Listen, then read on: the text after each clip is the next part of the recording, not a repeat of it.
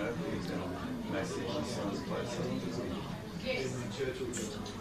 I think so. Yeah. And I reckon they just did that once Joshy got hurt. Entirely. Yeah, just they seem to lose a bit of focus.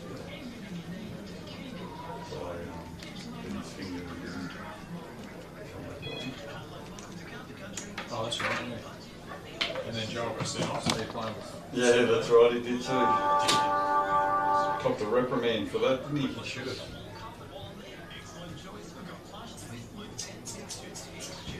Who would do that? I don't know. It's sent off. Remember a number 18 grand preliminary final? It is.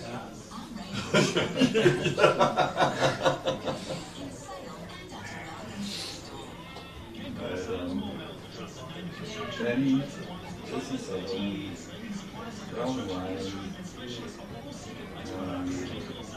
Will Cooper, who else? Jesse Bird. That's 6 of them set off all of my go. Really? What about the opposition? They had one set off. So I had Brad McKay playing in the forward line on his own against 5. Very good afternoon. Welcome to round 14 of the Alinta Energy Gippsland League. This is coming to you live on TRFM across Gippsland and the Valley. And it is at Terry Hunter Oval here in Traralgon for this big clash. It's Traralgon who are inside the top 3 at the moment. They sit second on the ladder, but they are coming off a loss to Wonthaggi last week. And has that put their top 3 chances in jeopardy? Well, they've got a couple of sides that are just nipping at their heels. One of those is the side they face this afternoon. It's the Magpies. However, since round 6, when they travel away from the nest, it hasn't been a happy hunting ground because they've gone win-loss, win-loss, win-loss. And we're now up to round 14. Will today be the day they find a little bit of consistency? Coach Jack Johnson said in our pre-game they're trying to get the energy up as if it's a home game for the Magpies. They've got to create their own energy, and this will be a fascinating game this afternoon here at Terry Hunter Oval in Traralgon. My name's Darryl Cooling. Joining me, my co-caller this afternoon is Rob Popplestone. Poppy, good afternoon to you. G'day, Scott. G'day, Gippsland. Really excited about today's game, no doubt. No doubt at all, the match of the round, and so much relies on the result of this game between two really good sides. Very much in the conversation when we talk about being a premiership contender. Daniel Hutchison's here for Carpet Country this afternoon, helping dreams become a reality since 1981. Beast, how are you, mate? Yeah, good afternoon, Darryl. Good afternoon, listeners and team here. Yeah, beauty to be here today. It's even better when you've got to come and take over from Box because he's, who knows what's wrong with him. Yeah, but anyway, it's a low standard you have to get up from. I've been hearing it a lot, actually. Paul Carter, the number 1 stats man for Gippsland Isuzu Ute and Gippsland Suzuki as well. Good afternoon to you. Good afternoon, Darryl. Certainly looking forward to this. As we said, last 9 games, 14-point average winning margin between the teams. 5 of those have gone to Sale, 4 to Traralgon, and we're looking forward to a great clash. Well, umpire, as you hear through the effects mic, the siren sounds for the first quarter for Virtue Homes, and Jack Leslie gets the first tap down. Lang had it and then didn't have it, as D'Angelo ran with him early on. Shuffles it out towards half forward for the Magpies. First out there is Lang again. He sockers it off the ground. Top of the 50 it goes. Jack Johnson's there. Head over the footy, quickly wrapped up in a Willerton tackle. And 52 metres out now from Sale's goal. We'll have a ball up. I did notice Willerton standing alongside Shannon Lang, but Shannon Lang deceptively quick there on the pounce as Leslie gets another tap down. Can't find a teammate.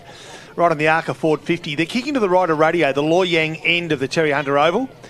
Traralgon v Sale, the Gippsland Live match of the round, and they're inside forward 50 now, the visiting side. They're just working the conditions well, gaining yardage, every opportunity. It's not pretty, but it's effective, and now from 30 metres out, I thought the umpire might pull it up. They have it, a kick around the corner. Nicely done too. It was by Holmes. Top of the square. Can they find a winner?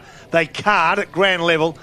Finally finds the boundary line, just 10 metres from Sale goals. Just a couple of quick key matchups there. It looks like Zach Hurley has gone to Dan McKenna in the back half for Sale, and it looks like Cody Hennis from Sale has matched up on Jackson McMahon. So interesting one there. Leslie with a quick tap down, running through at pace there was Campbell. Out of fresh air in the end, and Jack McLaren, great to see him back in the side. The cars on the other side of the road are giving the club the idea, maybe turn the lights on. Oh, yeah, exactly right. There's about half a dozen of them on the other side of the ground at the moment. From the stoppage, can they find something here, the Magpies? Traralgon are up to it. There's Hennis. Runs out a bit of real estate. And it is getting a little bit dark. I did say there's no rain. as the dark clouds are rolling in to make it a little bit dark on the far side of the ground. So boundary throw in. Jacobson grabbed it out of the ruck. Handball to no one in particular. Trying to sucker off the ground there was Brown.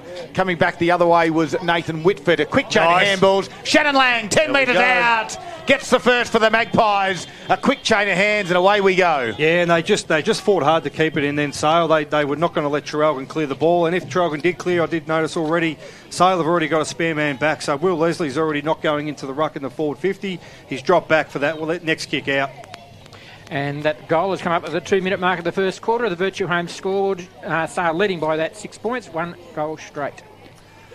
So a nice start from the visiting side. That's the sort of start you want when you're playing away from home. And guess what? That energy that they have at home, that they wanted away from home, that Jack Johnson mentioned with the Beast Prior, it's exactly what they've got in the first minutes of this game. And here we go again.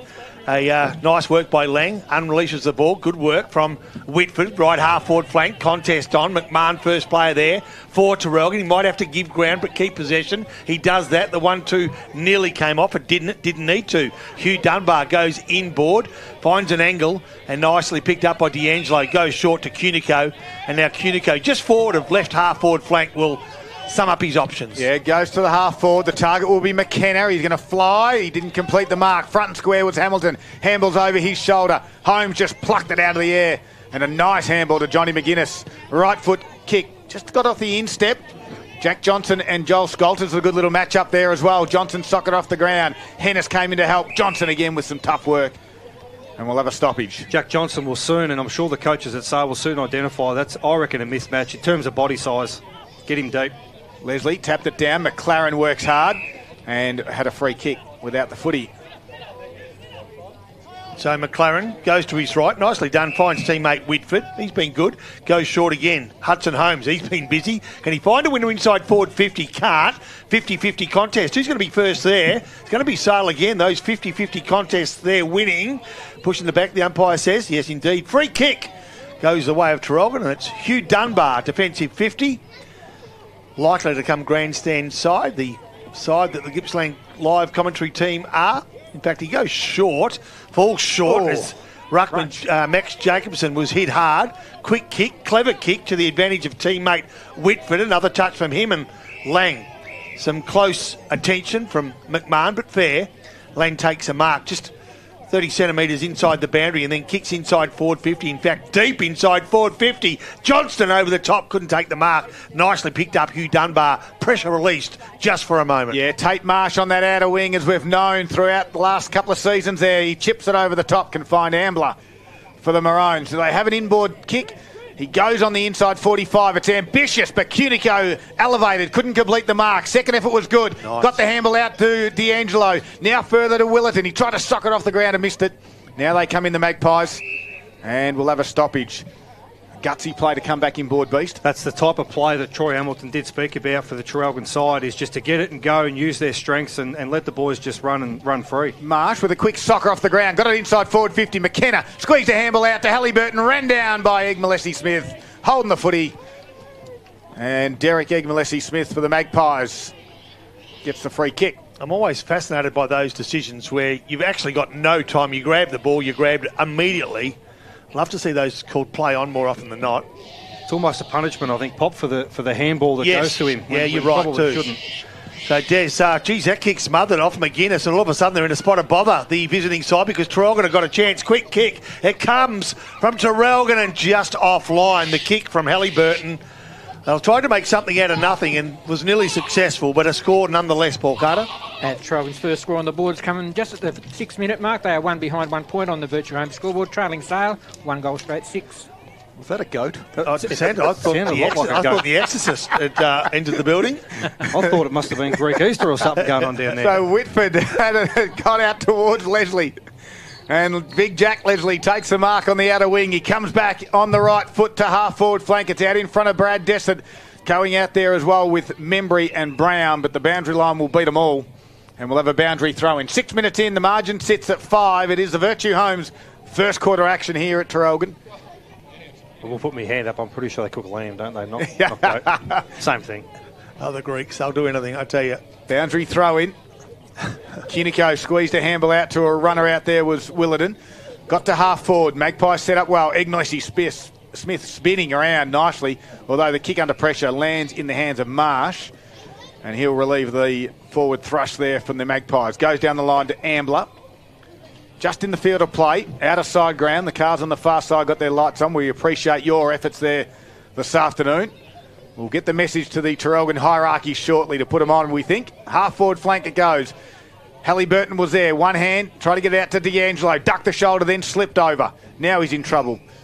But no Pryor will ball that one up. Just with the slippery, we did say it would get a little bit greasy with the rain. It has constantly been raining there for a few minutes, and it's coming straight down too. So there's no wind, but there is rain coming straight down. 7 minutes first quarter. Traralgon right half forward flank and have spat the ball out. They've got a chance to go forward now. Still 55 metres from home, but they'll enter the forward 50 now. Cunico feigns the handball, kicks to the top of the square, left foot. McKenna the set. 1, 2 grabs, play on. Should have taken. He's got time. It won't sit. Feeds it off. Quick kick forward. Top of the square. Bounces. Sale ease through a torpedo from a standing start. Will find the boundary.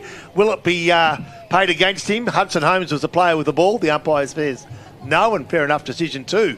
Boundary throwing 60 metres from Traralgon's goals, kicking to the left of Radio and trailing. They're just the one behind, and the visiting Sale, 1 goal. I mean, he's experienced enough in Dan McKenna, but there he had enough of that. He needed to grab that. He needed to get his confidence up and grab that and go back and put Traralgon in front. A free kick from the stoppage of the boundary throw in there, and it goes to the ruckman Jacobson. Sale will get some numbers back. He tries to get it over the collapsing Sale defenders. Couldn't do so. Lang was there. Squeezed a handball to Tainch forward. Now to Cody Hennis on the left foot. Down the line it goes. In front there of McLaren.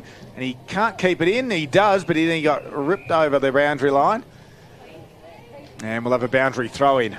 Definitely one thing I've noticed, Darryl, is both teams are playing spare one back. So they've definitely got numbers down the line whenever they exit their defensive 50. So it'll be interesting to see if they continue that sort of style up.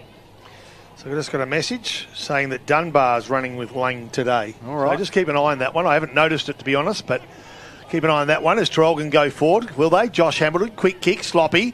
But inside forward 50, good tackle, I thought. Umpire says, Pop, you're right. Free kick. McKenna makes up for a drop mark a moment ago, and we'll have the chance from 45 on the slightest of angles to bring up the first major for the home side, Traralgon. He definitely needs to go back and slot this. This is the reason why they would have brought Dan McKenna back into the side. Obviously, he came back in middle of the year, but missed last week, and this is the reason why he'll be back in. For reasons like this. Okay, so McKenna, long sleeves, nice tight, 45, nice leg off the boot distance-wise. Distance not a problem. He can kick it from outside 50 if you wanted, but accuracy, again, is their big issue. 2 behinds, 2 points. Traralgon on the Virtue Home scoreboard. Trailing Sailor, 1 goal straight, 6 coming up the 10-minute mark of the first quarter. So Ignacy Smith has the kicking duties. Tough conditions this afternoon for a Zambrero goal at A contender, but we will get some throughout the afternoon. He comes to the near side. Good in the front. Joel Scolters takes the mark. He's a left footer. He's going to punch it in low, a dart. Going to skid through to Josh Hamilton. Left it behind. Try to tap it forward. Coming through was Hudson Holmes. Got boot to ball and will land on the chest. Luck's a fortune to Kyle McDonald. And McDonald has it. He's got Byron on. Does it get over the top of Scolters? It does. Well done by Jack Johnson there. And Byron took the mark. Hennis is on short. Is that gone 15? Only just. And Hennis will go short again. 16-metre kick this time to Whitford. They're holding onto the football are the Magpies. They're on centre wing at the moment, kicking towards the power station into the ground here in Traralgon.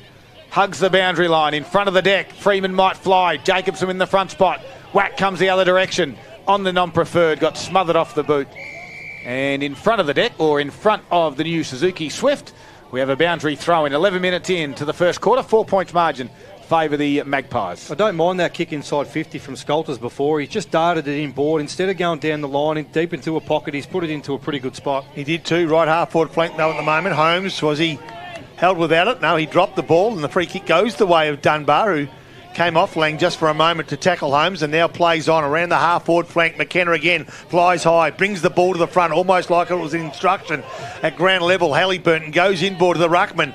Risky move, but Max Jacobson feeds it off. McKenna, the two big blokes, they get rid of it and they keep the ball alive, and if you can do that, you're half a chance. But they're under a bit of pressure in these tough conditions, and ending up with it will be Hugh Dunbar. Goes inboard. A risky kick with a capital R, and they might come unstuck right here as Cody Hennis tries to burst his way through to Campbell. Can't get a handle on it, and they're out of trouble. Scolders to whack. He goes to Jacobson. Jacobson drops what he should have taken, and now Scolders gets another chance. He's under all sorts of pressure. Good pressure from Sale as it's cleared by Dunbar, but only momentarily. The conditions starting to play a part here. It's slippery, it's wet, and the pressure is enormous as the umpire assumes control now. Sale, right half-forward flank.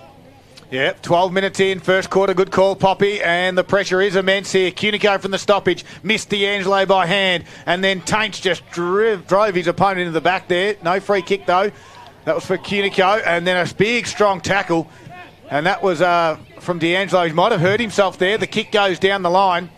And we're going to have a stoppage. Just keep an eye on D'Angelo there for a second. He's holding his left shoulder. So I don't know if he's whacked one in the left shoulder or he's sort of just got a caught. But he is sort of just struggling that left shoulder a little bit. He's up and running now. The kick goes inboard but missed the leading target there in Jones. And the Maroons through McMahon. Takes the uncontested mark. He goes short and he can find Tom McMahon. He goes further out wide by hand to Jackson McMahon in his long penetrating kick. Got over the top there. Halliburton's got some wheels. Does it sit for him? No, ever so close. He would have run away from McGuinness as well. He just couldn't get two hands on it. We've got a boundary throw and all of a sudden, blink of an eye, and it's top of the 50 for Traralgon. D'Angelo's just come to the bench, so he'll obviously get a little bit of attention from the trainers down there. But one way for Sale, clearly to stop the run of Traralgon and pressing forward so hard is that bit of play before where they just literally pushed them all the way back almost into the goal square. So from the stoppage, Cunico grabs it, kicks it high, inside forward 50 it goes. No one can complete the mark. At the front there was Halliburton. Got a kick away, and now we've got a little bit of strife. It gets squeezed out to Leslie, and he's got some wheels. He takes off, gets outside his defensive 50. Inboard kick towards Brad Dessert, missed him. Campbell took on the tackler, got around two of them. Handballs forward. Dessert tries to knock it on, and coming the other direction was Jacob Cunico. Gives it out wide to Ambler, who crossed the centre-half back area. Out wide to Marsh. It scoots off the deck, off the slippery ground here at Terry Hunter Oval, and we're going to boundary throw in out of sight of the ground. All right, boys, we've been around for a while. What's your thoughts on how you handle these conditions? Is it just knock it forward at any opportunity? Is it try to take control of the ball? It is at the moment, I think, Beast, don't you think? Yeah. It is a bit slippery. I think once it stops raining and then you can sort of go back a little bit. But at the moment, you want a little bit of that possession to knock it forward and just gain some meterage. I feel like it has probably gotten a little bit heavier since we last mentioned the rain, but I think just getting the ball forward, it's obviously going to skid on top of this sort of ground. It's not going to be muddy and heavy, so it is going to skid on. So I think just pushing the ball forward is probably going to be key for both. I always found that in wet conditions, the most skillful players rise to the occasion. Yep, exactly. That's what happened with me. Anyway, Sale go forward now through the middle of Terry Hunter Oval. I made that up as they try to find a winner now. Tom Glenn's the player and feeds it off nicely to Taints, the long-sleeved Taints for Sale. I tell you what, all players are just battling with the conditions at the moment as Jacobson fed one off and it goes forward inside forward 50. Dropping the ball was Jonty McGuinness, and this is a great opportunity as Riley LaPrege to Willerton, dodges the handball and then kicks one through. Beautiful play. It wasn't pretty, it was effective, and the conditions, they played them beautifully, did the home side. Nice work by Willerton. As you said, just keeping the ball moving forward by any means, and they did it so well, Traralgon. Taking the lead at the 15-minute mark of the first quarter on the virtual home scoreboard. The Maroons 1-2-8, leading Sale, 1 goal straight 6. I mean, they did surge forward, but there's clearly a mistake there by Johnny McGuinness. He's dropped an absolute soda in chest mark there, and they just swooped on him. They just swooped on him. Two Traralgon players swooped on that footy and got the ball forward, and Willerton does what Willerton does. He gets forward and finishes off. So this time Jacobson taps it down, but Lang was the winner. He had the hand of Ambler around him and he's won the free kick for holding the man. And he does that so well. He knows when to take possession. He knows when to tap it forward. And he just plays on now with the right boot. The leading target, Brad Dessert, couldn't complete the mark, was Jack Leslie. Handle over the back. Membry got it towards Brown. Brown's on the left foot, is on the wrong side he was going, but that's worked out nicely for him. Tate Marsh has started well on the Marsh wing here, and his right foot kick goes towards Lopez. It might have been a left foot kick in the end, and Lopez slid into the fence, and we're going to get a free kick. I'm not too sure what that was for. I don't even think Lopez knows what the free kick's for, but McGuinness will be the recipient. He slid into the bench. He slid over the boundary line. It couldn't have been deliberate, but either way, they got the free kick. No one can get it towards half forward. Lang was there with a quick kick, goes forward, lands in the hands of Tainch. And it's... Jones, I think. Yeah, it was Jones. He drives it in top of the square, and Membry Nice with a two grab in the wet conditions takes the mark. Okay, so he changes direction, risky kick, kicks to space, and now we've got a race. Ambler. He's second there, but keeps his feet. That's important in these sorts of conditions. And then a kick off the ground fortuitously falls in the hand of Reuters, who feeds it off, and off they go through Trapode. Can he find McKenna? Oh, McKenna again slipped through the hands right on the boundary line, 60 metres from his goals. They could have been kicking for goal, but another one that slipped through the fingers quite literally. Just needs to adapt. It's clearly chest mark sort of footy out there. It's not over the head marking. Ball thrown back in, Lang ground level. Willerton tries to chase him down, can't. Lang, quick kick, goes through the legs of Holmes, and Wack gets in there first. Ambler over the top, a kick out of thin air by D'Angelo. Only goes as far as Whitford, who clears the area, but does he find the right person? He doesn't. Play on's the call. The umpire takes control, and Josh Scholz, who took the ball clearly, it was obviously touched off the boot. The umpire just short of left half forward flank. 18 minutes gone of this first quarter. Traralgon 1 goal, 2 Sale 1 goal. Jacobson tapped it down, working hard as McLaren. This is what you like in the as a midfielder in there. Works hard and then scraps it out. Hudson Holmes now has to fight. There is, this time, Butcher. Handle over the shoulder. Hennis got it forward. Kick around the body on that occasion was from McDonald. They go to half forward. Dessert will come down and try and gather it. Holmes in the front and square spot. Picked it up. Might be a free kick. It's going against Jones of Sale. And it'll go the way of Cooper Brown. He's going to switch it towards Membry.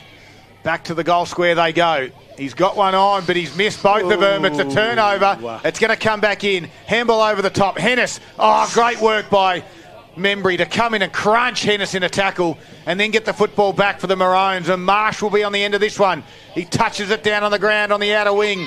Right foot kick to half forward. McKenna. He's had 2 or 3 goes of it a couple of times. Socket off the ground. Halliburton, he's going to kick it again to himself. Goes in towards Lopez. Little death tap. And now McGuinness was up to it. Gave a slick handball to Whitford, who goes one way, then comes back to the near side. The switch kick, is it on? It's very risky. Front of the pack. Traralgon 2 on 1. Feed it off. Good chance here for Trapode. He gives off to D'Angelo. Good pressure. The Maroons do it back to back. And that all started down the back half. Mitch Membry just coming off his man, making a massive impact defensively. Cody Hennis not long just got up off the ground too, so he's giving him a fair old clip, and that started back in the back half with Mitch Membry. And that goal to Louis D'Angelo at the 20-minute mark of the first quarter takes Traralgon to an 8-point lead over Sale. It's 2-2-14 to Traralgon, 1 goal straight to Sale. It'd hate to be any darker, wouldn't it? Because I'm looking down on the bench and I can see Jumbo McCulloch. He's got a pair of black boots on, black jeans, black jacket, black beanie, and the size of him, I mean, he looks like a... He looks like a debt collector. He does. He's a big man, and it is getting a little bit dark here at Terry Hunter Oval, but the margin sits at 8 points in favour of the home side. And as we said, 20 minutes of the first quarter for Virtue Homes. Keep an eyes peeled. The new Virtue Homes Display Village opening later this year. It's called the Marshall. It's not too far away from the Windsor and the Olivia as well. Socket off the ground in the middle of the ground was from Holmes. They've called it in danger. And Willerton will get the free kick in there.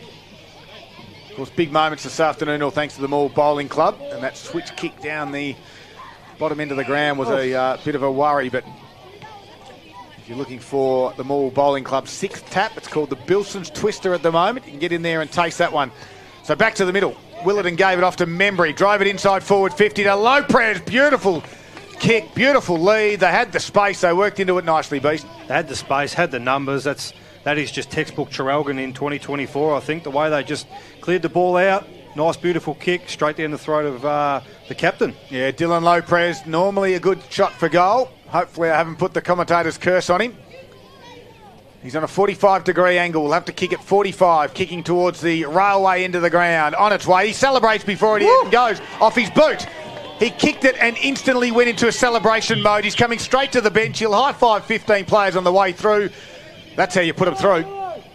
3-2-20, Traralgon, now a 14-point lead over Sale. We've played 21 minutes into the first quarter. The Virtue Home scoreboard has Sale on 1 goal straight 6, which was kicked at the 2-minute mark. So Shannon Lang put the visitors on the board early, but since that time, Traralgon sort of have controlled most of the territory, haven't they? And they've finished off quite nicely in the conditions when they've been given an opportunity. Well, I think it's important now for Sale. They've got a little bit of a break on them now, Traralgon, so it's very important, I think, for Sale just to try and get possession and just slow the game down slightly. I'll give that tap to Leslie, who found Lang, who fed it off, and Holmes, and up they go from the half-back line. Good running, nice pace by Whitford, being one of their better players. Good work behind ground. Good body work. I was going to say Brown positioned himself perfectly, but Thomas Campbell used his body so beautifully, as Scud pointed out, and now from 45, or maybe just inside 50, Whitford will get the opportunity to get a much-needed goal for the visiting Sale side. Big moment all thanks to the Mall Bowling Club right here. So here he goes for Sale. Campbell, just inside 50. It'll take one of his very best, and guess what? He's happy to deliver it, and he does it quite nicely under pressure. They're back in the game. That's exactly what they needed, although they didn't slow it down like what I thought they probably would. They actually went the opposite and went really hard, streaming off half-back. But nonetheless, that's a fantastic finish, and it's exactly what the Sale side needed. And at the 23-minute mark, it's an 8-point lead to Traralgon. Virtue Home scoreboard has Traralgon at 3-2-20. Sale now, 2 goals straight, 12. Well, it was good build-up and great body work from Campbell, and then completed it very, very nicely. The Magpies need a much-needed one after getting the opening one at the 2-minute mark. Took them 20 minutes to get there next. As Jack Leslie does the ruck duties again, this time taps it down. Johnson goes into the middle, wins it, gives a handball off to Egg Malesi-Smith. Tried the don't argue on Willardon, still strong enough to get his boot to ball. Wills Leslie's out, they got a shocking bounce. Marsh came in to get a handle on it. Wack comes to help as well, and now Leslie just pops up, tries to get a handball out to Hudson Holmes, missed him. Wack picks it up off the deck, handballs backwards to a teammate in Willardon. Inboard kick, they got numbers everywhere, but it ricocheted off the shin, and now coming the other direction there was Leslie, and he had it and then lost it and got pinged for holding the footy. Tripodi put a big tackle on the big man. Well, I reckon he probably just stopped the ball from going forward even quicker than what it is at the moment, because he fought like a dog on the ground there. So Cunico got from Tripodi and now gives, and he got the opportunity through Cade Marsh. 45-metre angle kick found Hugh Dunbar, and he plays on right on left half forward flank. Finds McKenna. Kenny! Yes, sir. He read it beautifully, got rid of his opponent and took the easiest of marks after doing a hell of a lot of hard work behind the scenes, and the chance to answer very quickly from 25 metres out, again on a very slight angle. Bit of reward for effort. Yeah. He tried to pluck him up in the air a few times, and he's just gone with the chest there, and look what happens. So Traralgon with an 8-point buffer at the moment. It could be 14. McKenna, distance won't be a problem. We know that. Accuracy could be in the conditions. Goal umpire says McKenna. Nice work. 2 fingers for you. Another goal for the key forward of the home side. Really good delivery too by Hugh Dunbar. He's just put that in the most perfect spot. As a forward, your eyes would light up when you get that sort of delivery coming inside 50. And it's the last 3 inside 50s for Traralgon to result. In fact, the last 4 inside 50s for Traralgon are their 4 goals. Wow. Dan McKenna's goal takes him to 4-2-26 on the Virtue Home scoreboard, leading Sale 2 goals straight, 12. Well, I was questioning where their goals might come from, and they've whacked on 4 in the rain in the first quarter. And this time, Leslie taps it down again. Lang was there with D'Angelo. They fight hard. And now Johnson goes in and has their head over it. Hudson Holmes picks it up. Kicks one towards the top of the 50. It goes. Cody Hennis has to go down low and try and pick it up. He's got 2 Traralgon defenders. One of those is Cunico. That's Jacob Variety. He had it. He stood up and had a couple of steps and got pinged for holding the ball as his right arm was pinged. Holmes, delivery towards Descent, but got it shallow. And Will Leslie takes the mark. 50 metres out. Man on the mark, 48 metres out. He's probably got this in him, although it is Tristan Wack standing the mark, so he's got a little bit of height to get over, but he's probably got... He's looking to feed it off too. He wants a runner, and Egg Malesi-Smith didn't want it. His brother didn't want it, Jack. Go yourself. Yep, and that's what he has to do. from 50, although kicks it just to the top of the square. Looking for Brad Descent. Can't complete the mark. Gets out to the back. Socket off the ground. In the end, it was an airy. And then from the boundary line across the face of the goal, it goes from Butcher. And we'll see a boundary throw in. 26 and a half minutes gone. First quarter for Virtue Homes is a 14-point margin. Traralgon lead it. We'll have all the scores around the grounds at quarter time for you. That's all thanks to Harvey Norman Furniture. So Will Leslie just poked that one and it only fell 10 metres short. You feel as though should have backed himself in, but with a month of footy on the sidelines, or due to a European vacation, I think Jack Johnson mentioned pre-game, he might not just feel as though it's in him at the moment. He'll get confidence. Might be able to get some tips from him, Pop. Yeah. Where to go. Have a quick chat. 45 metres from Sales Goals, kicking to the right of Radio. Pressure's on. About a dozen and a half players around the ball or within a 20-metre radius. So, in these conditions, which are quite wet and it's continuing to rain, Traralgon try to clear the air. They do it nicely too. Well done, Cunico. Can he find a winner? He can. Oh, gee, slipped through the arms of possibly the praise and now picked up by McGuinness. And they go inside forward 50. Nicely done as Thomas Campbell presented himself so nicely. The umpire will take control. We're back to 40 metres from Sales Goals. Traralgon 4-2-26 and Sale 2 goals straight. We played 27 and a half minutes. Not too much longer to go until the first quarter. Although a quick goal after that boundary throw-in goes shallow and to behind for the visiting side. So they come 1 point closer. 13 points the difference. 4-2-26 Traralgon to 2-1-13 Sale. Virtue Homes scoreboard. Lang and Holmes have had 20 disposals between them, by the way. Gee whiz, Membry quickly played on, got the footy out to the wing, over the back it goes. D'Angelo, as they go forward, it would have landed in the hands of McKenna as well, but Siren beat them. Traralgon had a good first quarter, and they got 4 goals, 2-26. They lead the Magpies 2-1-13 at quarter time. It is Gippsland Live on TRFM.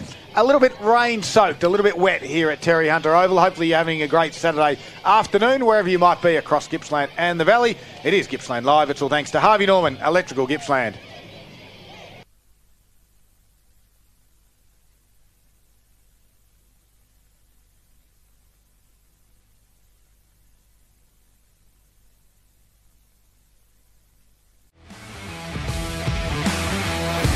It's the Gippsland League top 5 for round 14. Number 1 sees this big bomb from Tom Smith from Morwell. Just was patient from 48. Gives it a roost and finishes it.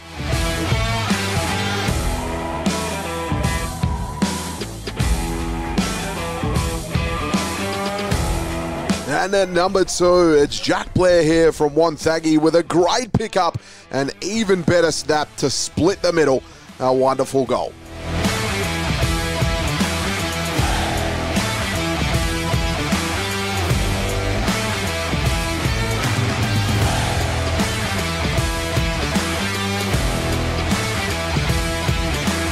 Number 3, Jordan Shields here from Moe. He gets the hand pass, bang! Goes with a big snap at the top of the pack, putting it through the middle. Welcome to senior football. You don't mind.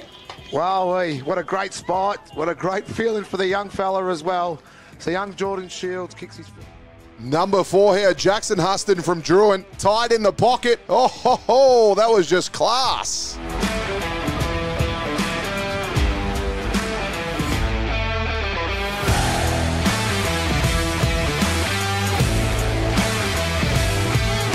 Number 5, cometh the hour, cometh the man, Alex Carr from Mafra. He's got ice in the veins. He gets the game winner out of the pack. What a great goal.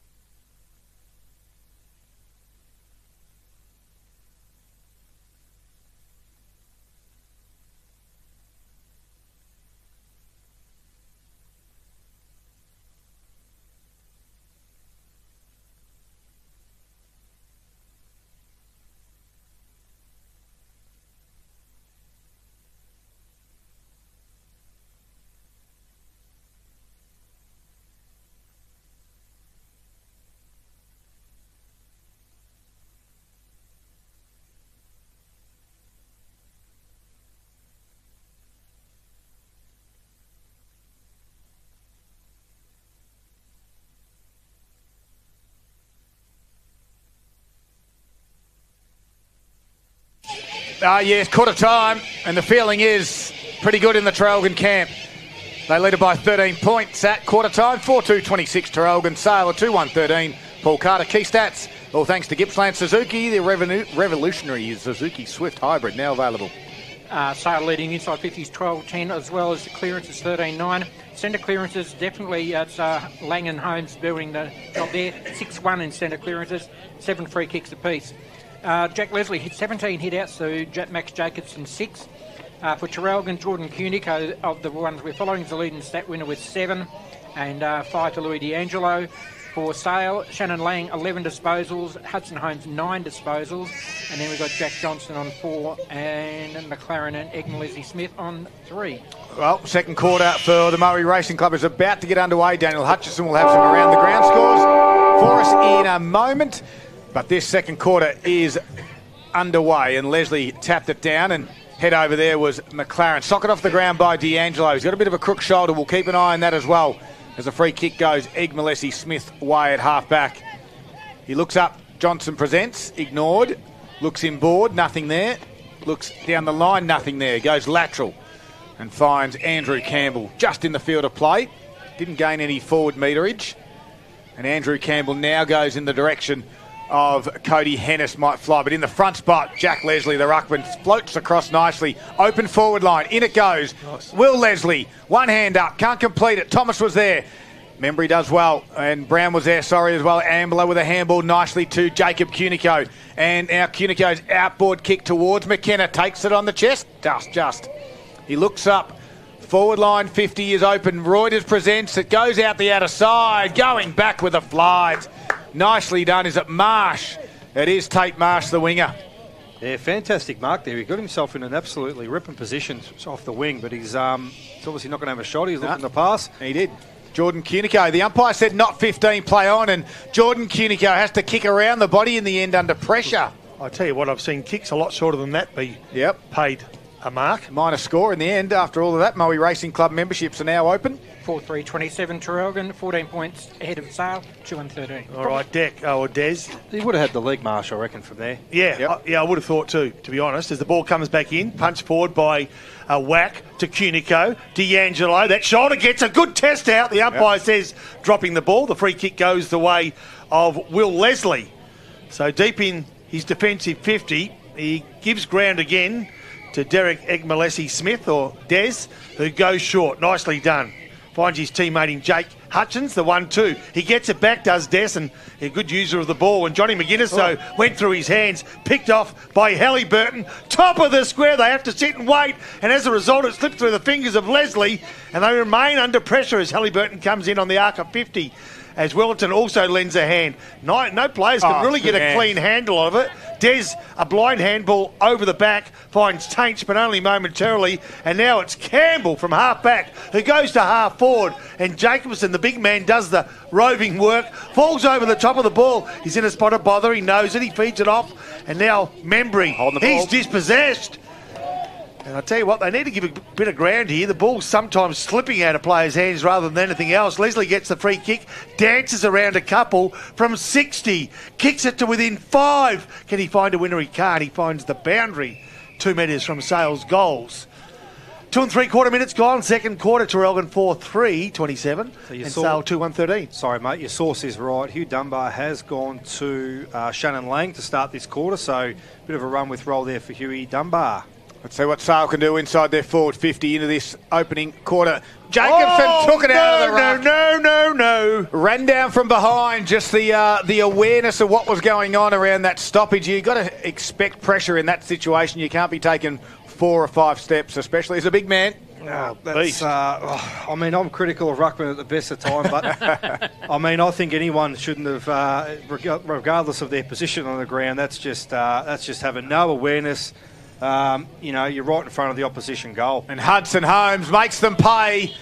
3 minutes into the second quarter, slams it home. He gets his first, and more importantly, a good start for the Magpies. It's interesting, though, because Maxi Jacobson now just dawdles back to the middle. He'll be down on himself. He'll know that wasn't the right thing to do, but I would have expected a few more teammates just to get around, pat him on the bum and just say, come on, mate, next one, we need you in there. So Jacobson took one step and said, I've got the ball. He took another step and said, now what do I do? He took a third step and said, should I kick? And then he took a fourth step and should I handball? And on his fifth step, he was dispossessed.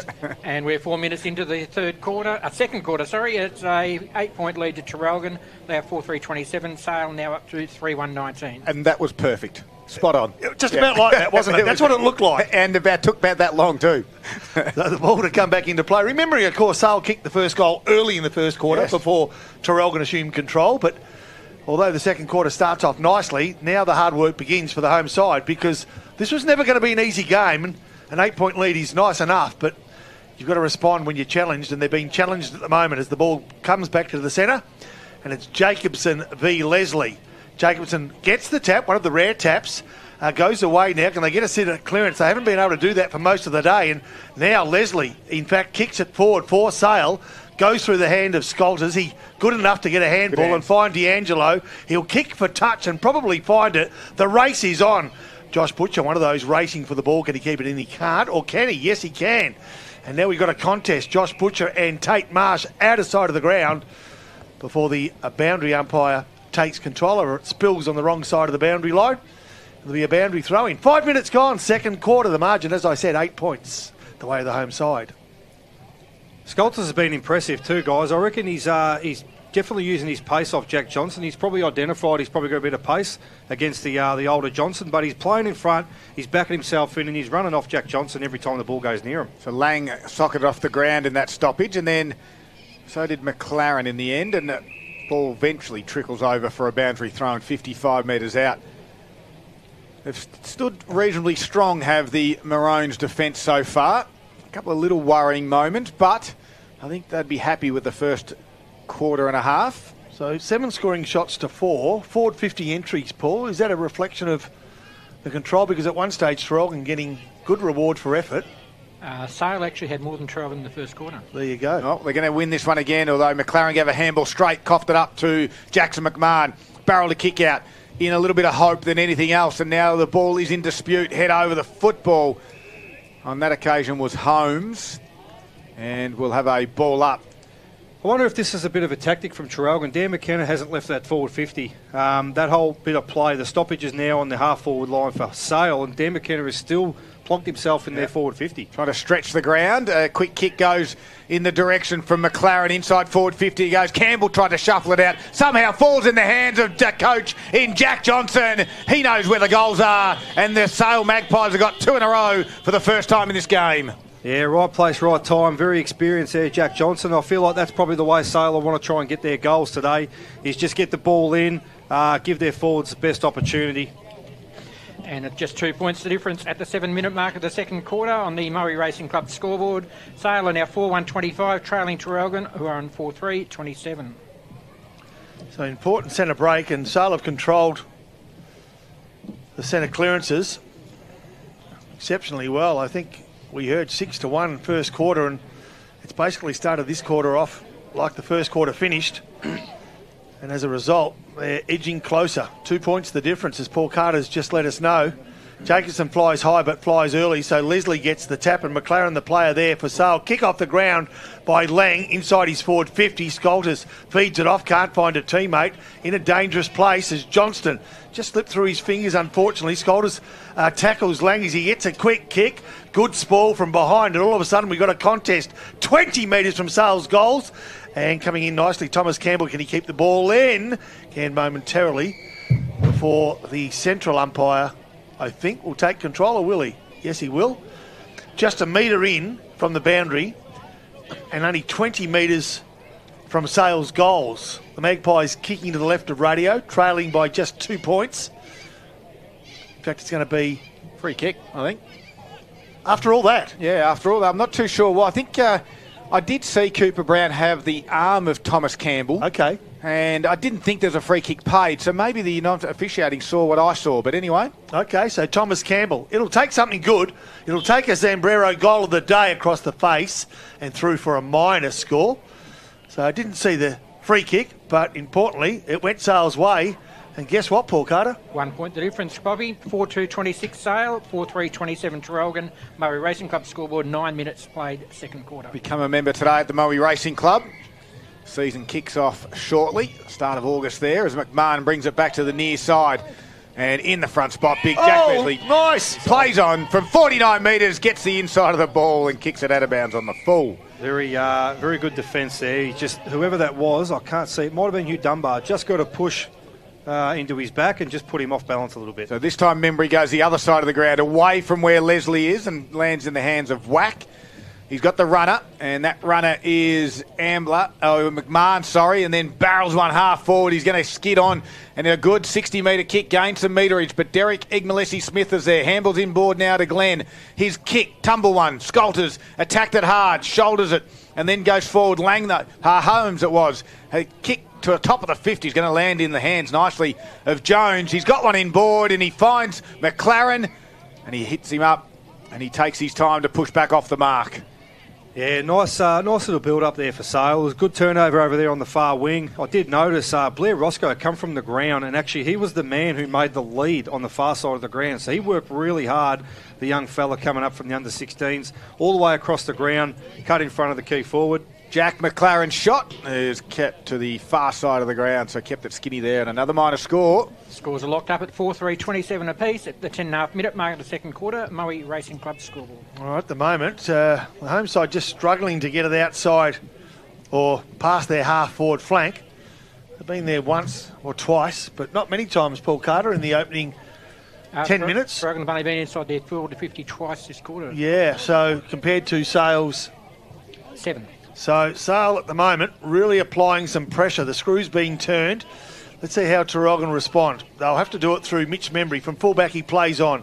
Runs all of his 15 metres and then stops and props and goes for a short option. It was risky, but it paid off as Liam Willerton presented himself. And Sale have just locked it up at the moment, just finding it hard for Traralgon to find a way through, and no exception as Sale hold it on their half-forward flank through numbers, and they've just got a nice pattern of play behind the ball, and it spills over the boundary line. Still in Sale's half of the ground. Yeah, you're spot on. This is great defensive work from the Magpies. And their press, well, it's reasonably high, except for, as Beast alluded to, really the one player who has to man up, and they're going to win it again from the stoppage. Holmes will go inside. Going back is Marsh. That's Cade. With courage, takes the mark, gives a handball to the runner in Whack. Has a bounce in these wet, slippery conditions. Handballs over the top. Nicely done to Brown. Brown looks to come back inboard on the left foot. He's missed everyone. And Igmalesi-Smith, though, trying to go with his head in the end and then left it behind. Jacob Cunico, forward handball. Trying to pick it up was Roscoe. He's met solidly come the other direction from Hurley. And over the boundary line we go. Boundary throw in. Sorry, mate. Good wet weather footy there by Hurley. He just got his body in the way and just sort of blocked that footy from going on any further. So half-forward flank. Leslie beat Jacobson.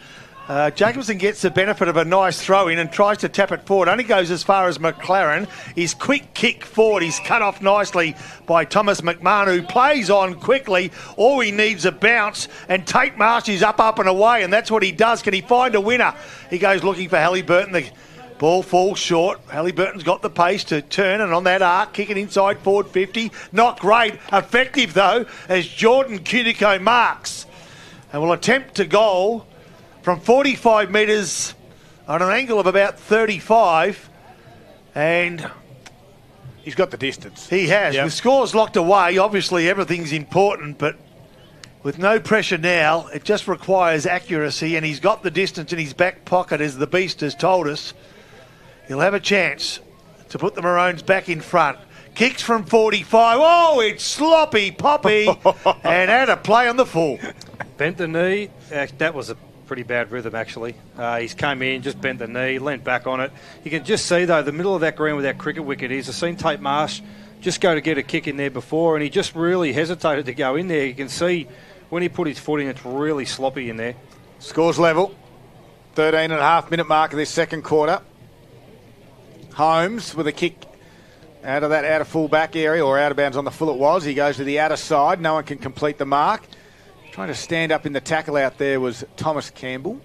So what are we wearing? The moulded soles or the screw-ins today? I don't think, do they have? I heard they don't have screw-ins anymore. No, the old days of the screw-ins are gone. In fact, the young blokes don't know what they are. You've got to look hard for them. Yeah, let's have a talk about that at half time. Yeah, we'll do that. You can find some. They've got to be hard to find, though. Ambler, true centre wing on the outer side, can't get the clean handle on it. We've got another stoppage. And they don't have the high-cut boots anymore either. No, definitely don't have those. No nails in the boots either, Pop. Old Ron Barassi special. Yeah, that's it. And I'm tipping no one polishes their boots before the game either. As a stoppage occurred, they try to slap it out, try to clear the congested area on the outer side. Ambler got low, picked up the footy off the deck, runs away, has a kick inside forward 50. McKenna will be the target in the front spot. Can't complete above his head. Front and square there was Lopez. Kick around the body to the goal line. He's done it through. I think he has. The umpire's going to come in and confirm it is a goal, beautiful. And it's the Zambrero goal at a contender by the big man, Dylan Lopez. Absolutely. That is just a superb finish by the big fella on the opposite foot too, and he was sort of running away from the goals too, so he wasn't really set up well to kick that, but that is a superb finish by Dylan Lopez. And breaks the deadlock there at the 15-minute mark of the second quarter. Traralgon now 5-3-33, leading Sale 4-3-27. The Murray Racing Club scored, and the reason they don't polish their boots, they can't find tangerine shoe polish. Yeah, that's true. Very true. Although there is that beautiful thing called dubbin. Yep. Used to put a nice shine on it, didn't it? Yeah. All right, ball back in the centre of Terry Hunter Oval, and we've played 15 minutes, second quarter. Only a goal the difference in a game that's been pretty hot. As Sale try to clear the area again. Lang pirouettes, feeds it off to the ruckman. Leslie, he's been good. A kick around the body. And he finds a teammate he can't. Good pressure from Wack. Makes it a 50-50 contest. There's some hard hits in low, and Wilton comes in low to keep the ball in the area. A quick work by Jacobson to Wack. The ball's going to bounce up and over, and Des. And I speak of Derek Eglamesi-Smith, who takes the ball and comes grandstand side. Tainch, a nice little kick from behind play. Little back heel. A little bit soccer-like.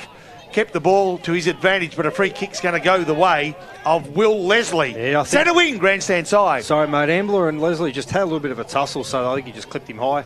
So Leslie got it to Tainch. Now gives a handball to Egmalesi-Smith. The left foot comes back inboard over the top of Jones's hands, but a chop in the arm. Beast, you got one for us down there? I'm just looking, mate. I can't quite see. It looks as though it might be McLaren. Jack McLaren. Is it Whitford, is it? I think it might be Whitford. Okay.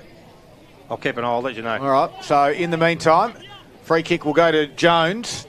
And Jones's right foot kick over the top of Lytton's head it goes. Campbell's down there, left it behind. Scolters, handballs backwards to a teammate, Membry. Sold some candy, got around one, and then just kicks a high one to the wing area. Coming across was Lopez, spoiled there by Egmalesi-Smith. Johnson was there. Inboard to Jones, back to Egmalesi-Smith with a don't argue, then got ball to boot into a dangerous spot. Scolters goes back with a flight. He's been good back there, Scolters, hasn't he? He's been very good this afternoon. And he's got some pace to play on and go to the outer side. He touches it down on the ground first and then gets it off the instep. It might be turned over. Cody Hennis swoops on it. Handballs out wide to a teammate who has a flying shot at goal. Byron gets there and it's going to be rushed over from Jacobson. And it goes through for a minor score. 5 points the difference with Sale now 4-4-28 on the Murray Racing Club scoreboard. Trailing Traralgon 5-3-33. So Mitchum goes short. In fact, Membry goes short.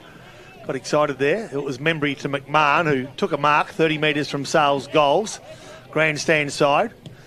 And our kick's not great. More height than distance, and Hamilton provides a contest. Nicely done by Will Leslie. Thumps it forward, but not to the advantage of a teammate. Willerton held without the ball. Play on it is the call. Quick kick around the body by Tainch.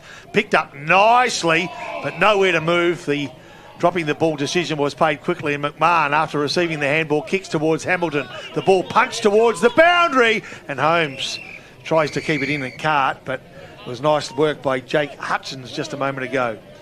Can confirm that was Nathan Whitford who's gone off. I'll let you know when I see him come back on.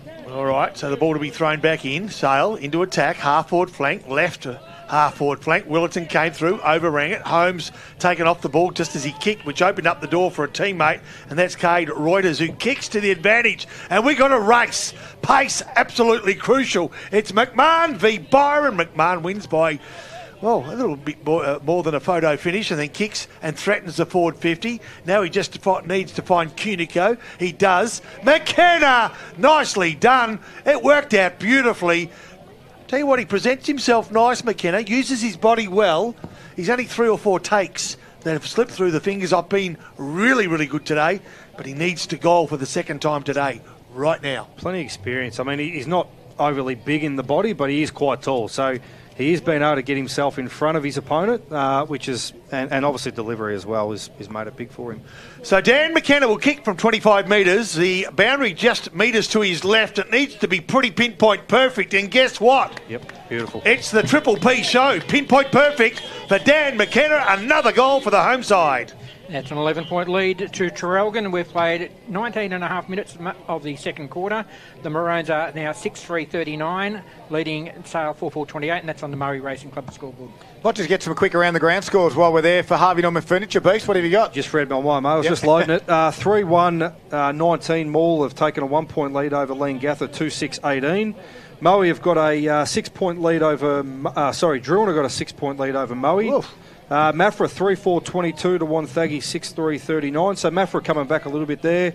And up at Bairnsdale, 6-6-42. Bairnsdale to Warrigal 2-5-17. Beautiful, thanks very much. Beast back to the middle here at Terry Hunter Oval. Leslie with 2 taps and the clearance with a kick towards the top of the 50. Scolter's got the front spot on Johnson. He socketed off his shin. It goes backwards in the end. Tripodi gives a handball back to McMahon. McMahon's kick. Going to miss the target. Leslie tried to take the chest mark. Got ball to boot just. Back to McMahon though, and his little check kick to Ambler was good. And Connor Ambler across half back. Wants to go inboard, nothing there for him. Still looking, eventually still goes in that direction to big Jacobson on the wing. Can't complete the mark. Kick around the body there from McLaren. Back with a flight, nicely done was from Jones. He wants to wheel and go. He's got Hennis and he's got Descent. In the end, he chooses Hennis. It's 1-on-1. Fight for it now. It's Hudson Holmes in the end with a brute strength. Shoved his opponent off, took a one-hander. And Hudson Holmes will have a shot on goal. That's perfect body work. He just read the fall of the ball perfectly. Look, remind me a little bit about myself, Daryl. I took some nice one-handers like that back in my time. But I reckon just watching this matchup with Dunbar and Jack Johnson, I feel like Jack Johnson's starting to get a little bit frustrated with Hugh Dunbar. All right, so in comes Hudson Holmes. Not much of an angle, likes it off the boot, puts it through. It's a good response, and it's a quick one from the Magpies. 21 minutes played of the second quarter, and it's a 5-point difference on the Murray Racing Club scoreboard. Traralgon 6-3-39, now Sale up to 5-4-34. They probably want Johnson higher up the ground, and no doubt he'll want to stay higher up the ground to give Sale something to go to, but I just feel like just that last bit of play, he got a little bit frustrated. Hugh Dunbar got in front of him, went to run off. Is it Scolter? Sorry, Beat. Sorry, it's Scolter. Sorry, my apologies. So I think it's probably nearly time to maybe get Jack Johnson, get him a little bit deeper because he's got a lot more body on Scolters, and try and just nullify that run. So the ball thrown back up, I think. Jacobson got it to tap. It certainly went Traralgon's way. Free kick will go Sale's way. Des, left leg, usually a good user of the ball. Johnson had an opportunity. The ball nearly got him in the mouth, but he was good enough to at least provide a contest. And now he'll see it over the boundary line. And he does. So it was nice play by Derek Egg-Malessi-Smith. His left leg was a bullet and hit Jack Johnson very quickly. He had no time to react, so we forgive him not taking the mark. It would have been a beauty. As Sale inside the forward 50 yet again. Traralgon clear the area, but only momentarily. Gee, I thought it went out. The umpire will now have to call it out. As Lucas Tripodi grabbed the ball, but it was over the boundary line. Do we feel like either team have actually really adjusted to the conditions? Because it's still raining. I can see it's still raining now. Yeah. It hasn't stopped the whole game, actually. No, it hasn't. We've had 11 goals kicked, so... And just a little bit slippery conditions. That's a good chain of handball, though, from Willerton to D'Angelo, who just barreled it towards the top of the 50. Inside it now goes. Getting back with the flight there was Freeman to run onto it and then kick around his body, but it might come back. Marsh has had a good afternoon. If he can keep it in the field of play, he can't. And we'll have a boundary throw in. I reckon I've seen more torpedoes kicked today than I have in a fair while of football. I reckon there's been at least half a dozen. And there's a couple in the twos as well. Yeah, so... On a day like today, it's not the worst kick. Bring back the talk. Yeah. It's sort of just been... I think the old adage was have a go at them. If they come off, then continue. But if they don't, put them away for the day. And at this stage, most of them are coming off. And this one might come off for Traralgon. No, nicely done. McGuinness clears the area. Doesn't clear the 50, though. Traralgon deep into attack. And they're still applying some pressure. If they can just get a clear handle on the ball, they can't. And the fight continues. 35 metres from Traralgon's goals and just a metre from the boundary in front of the deck at Traralgon on Terry Hunter Oval.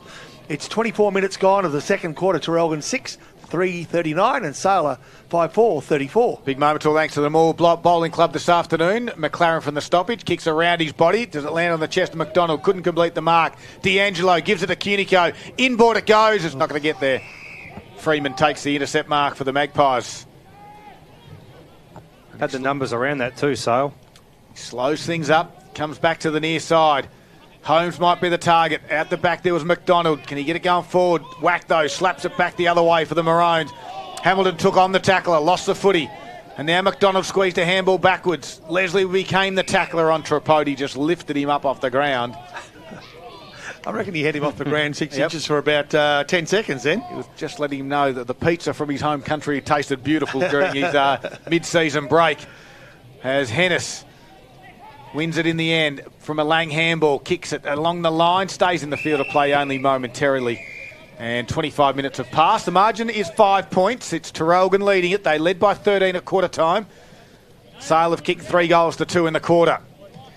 This is Rob Popplestone on TRFM for Gippsland Live. It's all thanks to Harvey Norman Electrical Gippsland. All right, the boundary throw-in wasn't great, but you forgive the boundary umpire like you forgive the players. The conditions are slippery, and every so often you're going to make a mistake. The young fella otherwise doing a great job today, takes his time, and take 2 is a beauty. Out the back, Leslie gets a tap forward, but nicely done by Lucas Tripodi. Feeds it off. Cunico, left leg. Better than the last one. Provides a contest. Nicely marked. Good work, Ambler. On the arc, the kick. Sloppy again.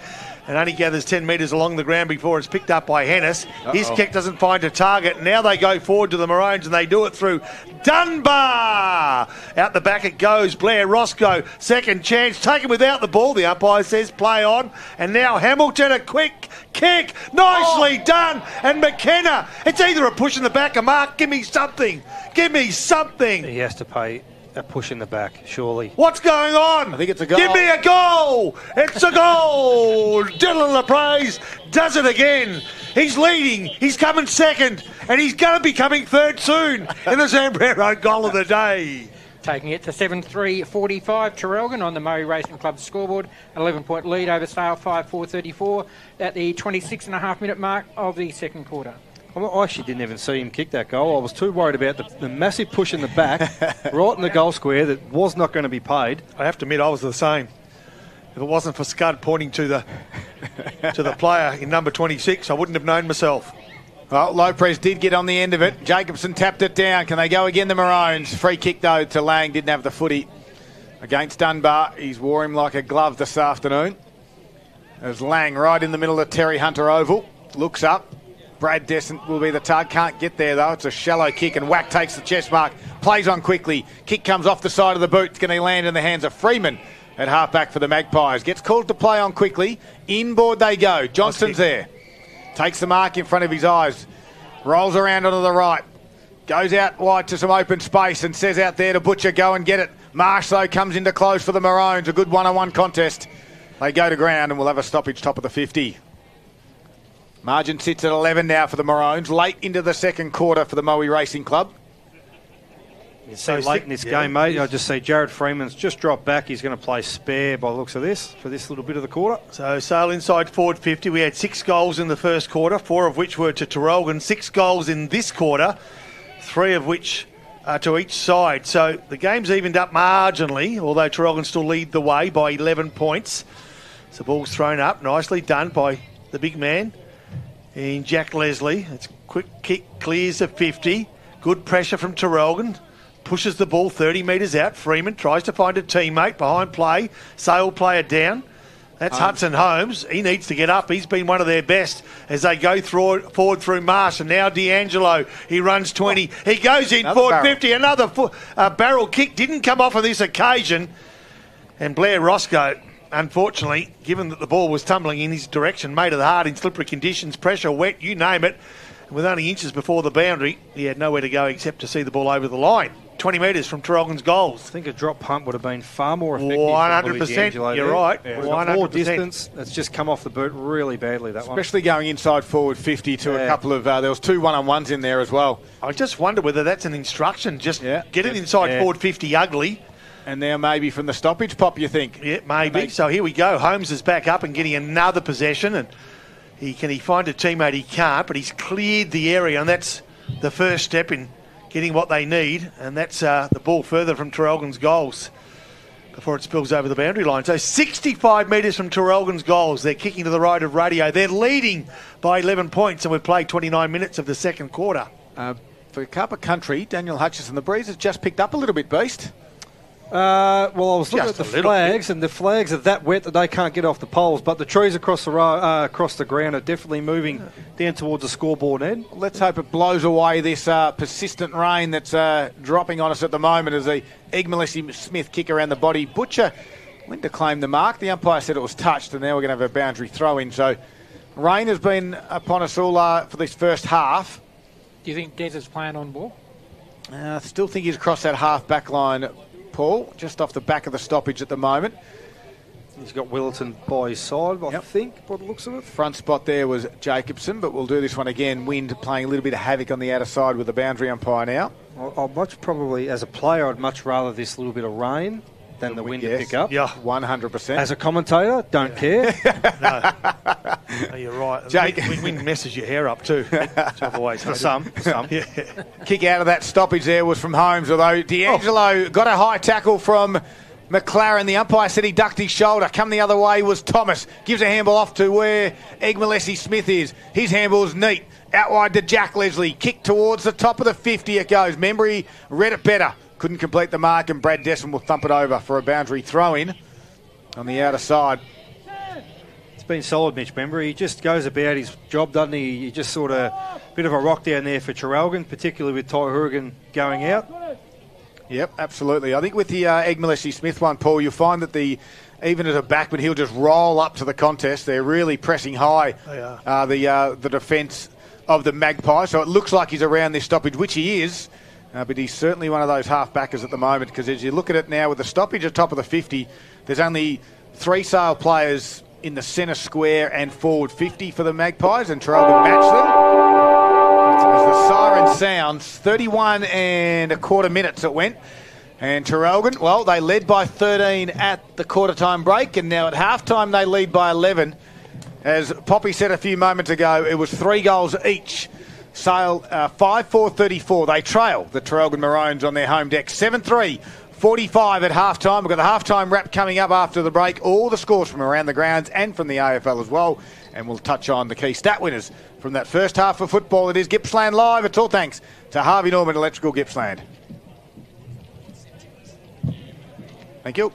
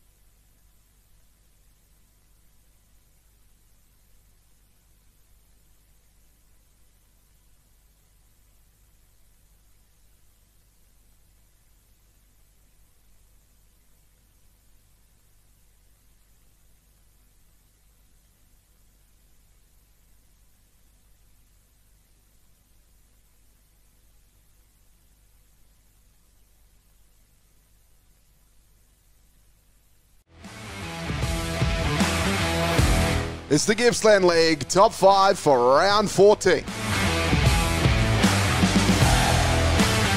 Number 1 sees this big bomb from Tom Smith from Morwell. Just was patient from 48. Gives it a roost and finishes it.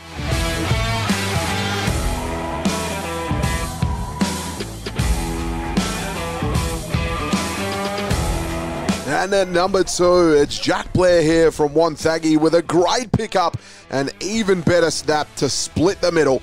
A wonderful goal.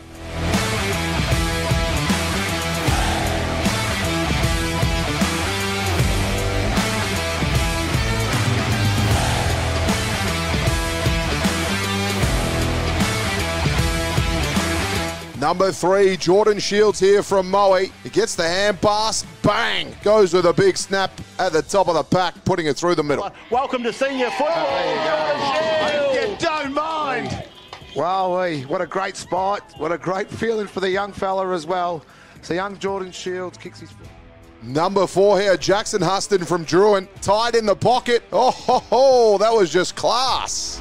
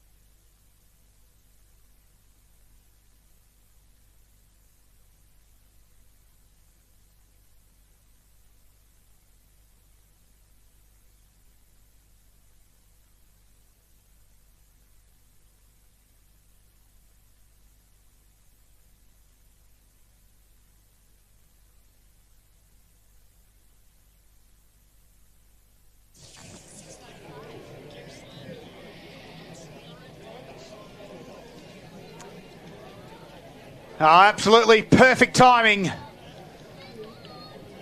Coming out of the break, it is half-time. The third quarter for McDonald's is about to get underway. Traralgon leader by 11 points at the moment. Goal umpires just getting to their post. The players are all ready to go. Umpires took a little bit longer to get there. And rain continues to fall here at Terry Hunter Oval as both sides are ready. Umpire now starts us for the third quarter. An all-important clash here. Traralgon leader by 11. Leslie, though, taps it down as he's done all afternoon. D'Angelo there hustles after it. Somehow tried to sock it off the guy to the ground, and then Dunbar did the same thing. Willerton was low. Handball towards Hamilton, left it behind. And now big Leslie, that's Jack, had a socker. Didn't go too far. Butcher becomes the tackler, and we'll have a ball up. I reckon the two big forwards for Traralgon have just said, all you boys get right up out of the way. Leprez and McKenna are just holding the fort down there. Jacobson tapped it down. D'Angelo got crunched in a tackle again. Play onto the umpire. Lang stood up, then got ball to boot. It's right in that slippery cricket wicket. Sculters has been great this afternoon. Out towards McMahon. And now Hennis will come and meet it for the Magpies. He can gather it and handle to a teammate in Lang. He put his body on the line. Great work by Cade Marsh, though. And now Tom McMahon will kick around his body. Can he keep it in the field of play? No. It landed in the spoon drain, which is full of water. Out of bounds on the full. McGuinness to take the kick. This is going to become a street fight. I can see it coming. Yeah. The conditions are getting worse as the afternoon rolls on. Sail towards the outer side of the ground. Kick to the outer side wing contest. He's heavy out there. Heavy numbers. Lang, can he get control? He can. Can he get a kick? He does. And now goes towards the half-forward flank. Nicely taken in by Hennis. Can't get a clean possession away. Speaking of street fight, did I hear correct you've called out Jack Johnson? Oh, yes, he did. I want to run with that. Yes, he did. We might get him up afterwards if they win. Let's not go there at the moment, but I'll let you know the venue in 2 weeks' time. As Lang kicks from 65 and inside the forward 50, they go. Good use of the body by the big man for sale, Brad Descent, but he couldn't get the ball in. And Traralgon, through weight of numbers, just edged the ball outside their defensive 50, but not for long. Quick kick forward by Leslie, and a good opportunity went begging there for Sale. And again, Traralgon clear the area. They're standing tall as they have in the first half as the ball goes towards Dylan Leprez, but he's taken over the boundary. Ball and all at the half back flank for Traralgon. So Sale still into attack. They're trailing by 11 points, and we're in the early minutes of the third quarter. Boundary throw in. Might get recalled. It does. That was a good throw in, I thought. Just a little bit skew-iff to the left, but good length on that one. We haven't had too many Zambrero goals of the day this afternoon. Oh, Leprez has got a couple. Leprez does have a couple, yep. He's turned up the heat with a new spicy range. A quick stoppage kick there from the Maroons. They get it to the wing area, although Sala got some numbers out there, and McLaren just kicks it high towards half forward in a one-on-one. Out there was Johnson and Sculters. It's been a great battle all afternoon. And now Sculters will get the free kick. I think it ricocheted off someone's boot and went out of bounds on the full. And we spoke about how Joel Sculters has had big jobs since Ty Hourigan's been out of this side, and he's got another one this afternoon. He certainly, I think, had the better at the moment of the coach there in Johnson. His kick, though, on that occasion lands in the hands of Cody Hennis. So Hennis from the outer side of the ground. The odds for the Jack Johnson-Rob Popplestone fight. Johnson, 40 to 1 on. Popplestone, 100 to 1. I'm going to take the 100 to 1 if he doesn't turn up, though. Just check the odds and Popplestone going to the canvas without even a punch being thrown. I thought your boxing name was the Invisible Man. No, it's going to be called Canvasback. As Traralgon through Membry, and now McMahon. They'll come grandstand side. Good use of the ball at this stage. And it falls in the arms of Thomas McMahon. So from one Mac to the other, and the triple play through the Max goes short. Did he pull it in, Jacob Cunico? The umpire says yes. I don't think so. No, Jack Hutchins wasn't too happy with it. Play on's the call. What's going on here? He's in strife now. He's in trouble. Oh, handball to himself and got out of trouble. McMahon taken high, no? Yes. Well, that was like watching Three Stooges play AFL footy just for a moment. But McMahon now has the ball. Half-back flank, grandstand side. 4 minutes gone. Well, I said it was going to be a street fight. It turned into comedy capers as McMahon's kick was taken by Freeman ever so easily. at the front of the pack, and that's where you should be in these sort of conditions. As Freeman sends it back to whence it came, around about the forward 50. Out the back it goes, and Traralgon have got the numbers. McMahon, one of those numbers for Traralgon, towards Hamilton. Hard to get your handle on it in these conditions. We'll keep on saying it because it keeps on getting worse with this rain keeping on tumbling down. A kick off the ground by Big Leslie goes inside forward 50, but Scolders, as he's done for most of the day, picks up the ball, and the umpire says, "You dropped it, my friend," and they'll go forward. They'll do it through Will Leslie. Leads on, and Taints nearly took the mark. They get a second chance at it. Can they kick for goal? They can, but under pressure, it's out of play in the full. Shannon Lang's kick not on target for one of the rare occasions. Don't mind that from Scolders, though. He's taken it on. Taken it on. He's got a bit of confidence. He's taken it on. Look, he hasn't come off for him, but he just needs to keep taking it on because he's playing exceptionally well. You know who he reminds me a little bit of? Will Leslie when he plays back. Yes. Takes it and then just takes off. Although Membry had the kick out of bounds on the full, went to the far side, and there was another boundary throw in. 5.5 minutes into this third quarter for McDonald's. Make it McSmart with a new McSmart meal from Macca's for $6.95. That's change. Unless you're Nick Lucchino, you might be $6 short. Boundary throw in. D'Angelo out the back, runs onto this one, goes to half forward. They've got one on if they can get it in there. Sale have made a change. Can they get the advantage? Willardon's going to... No, they're going to bring it back. So Sale made a change off the bench, which means... I wouldn't be running off there. He's still an option there. Absolutely. Free kick in the middle there goes to Hamilton. He gets underneath this one. A big pack will form. McKenna's taken the long sleeves off. Can't complete the mark. It was his own player that got D'Angelo. The kick lands in the laps of Jones.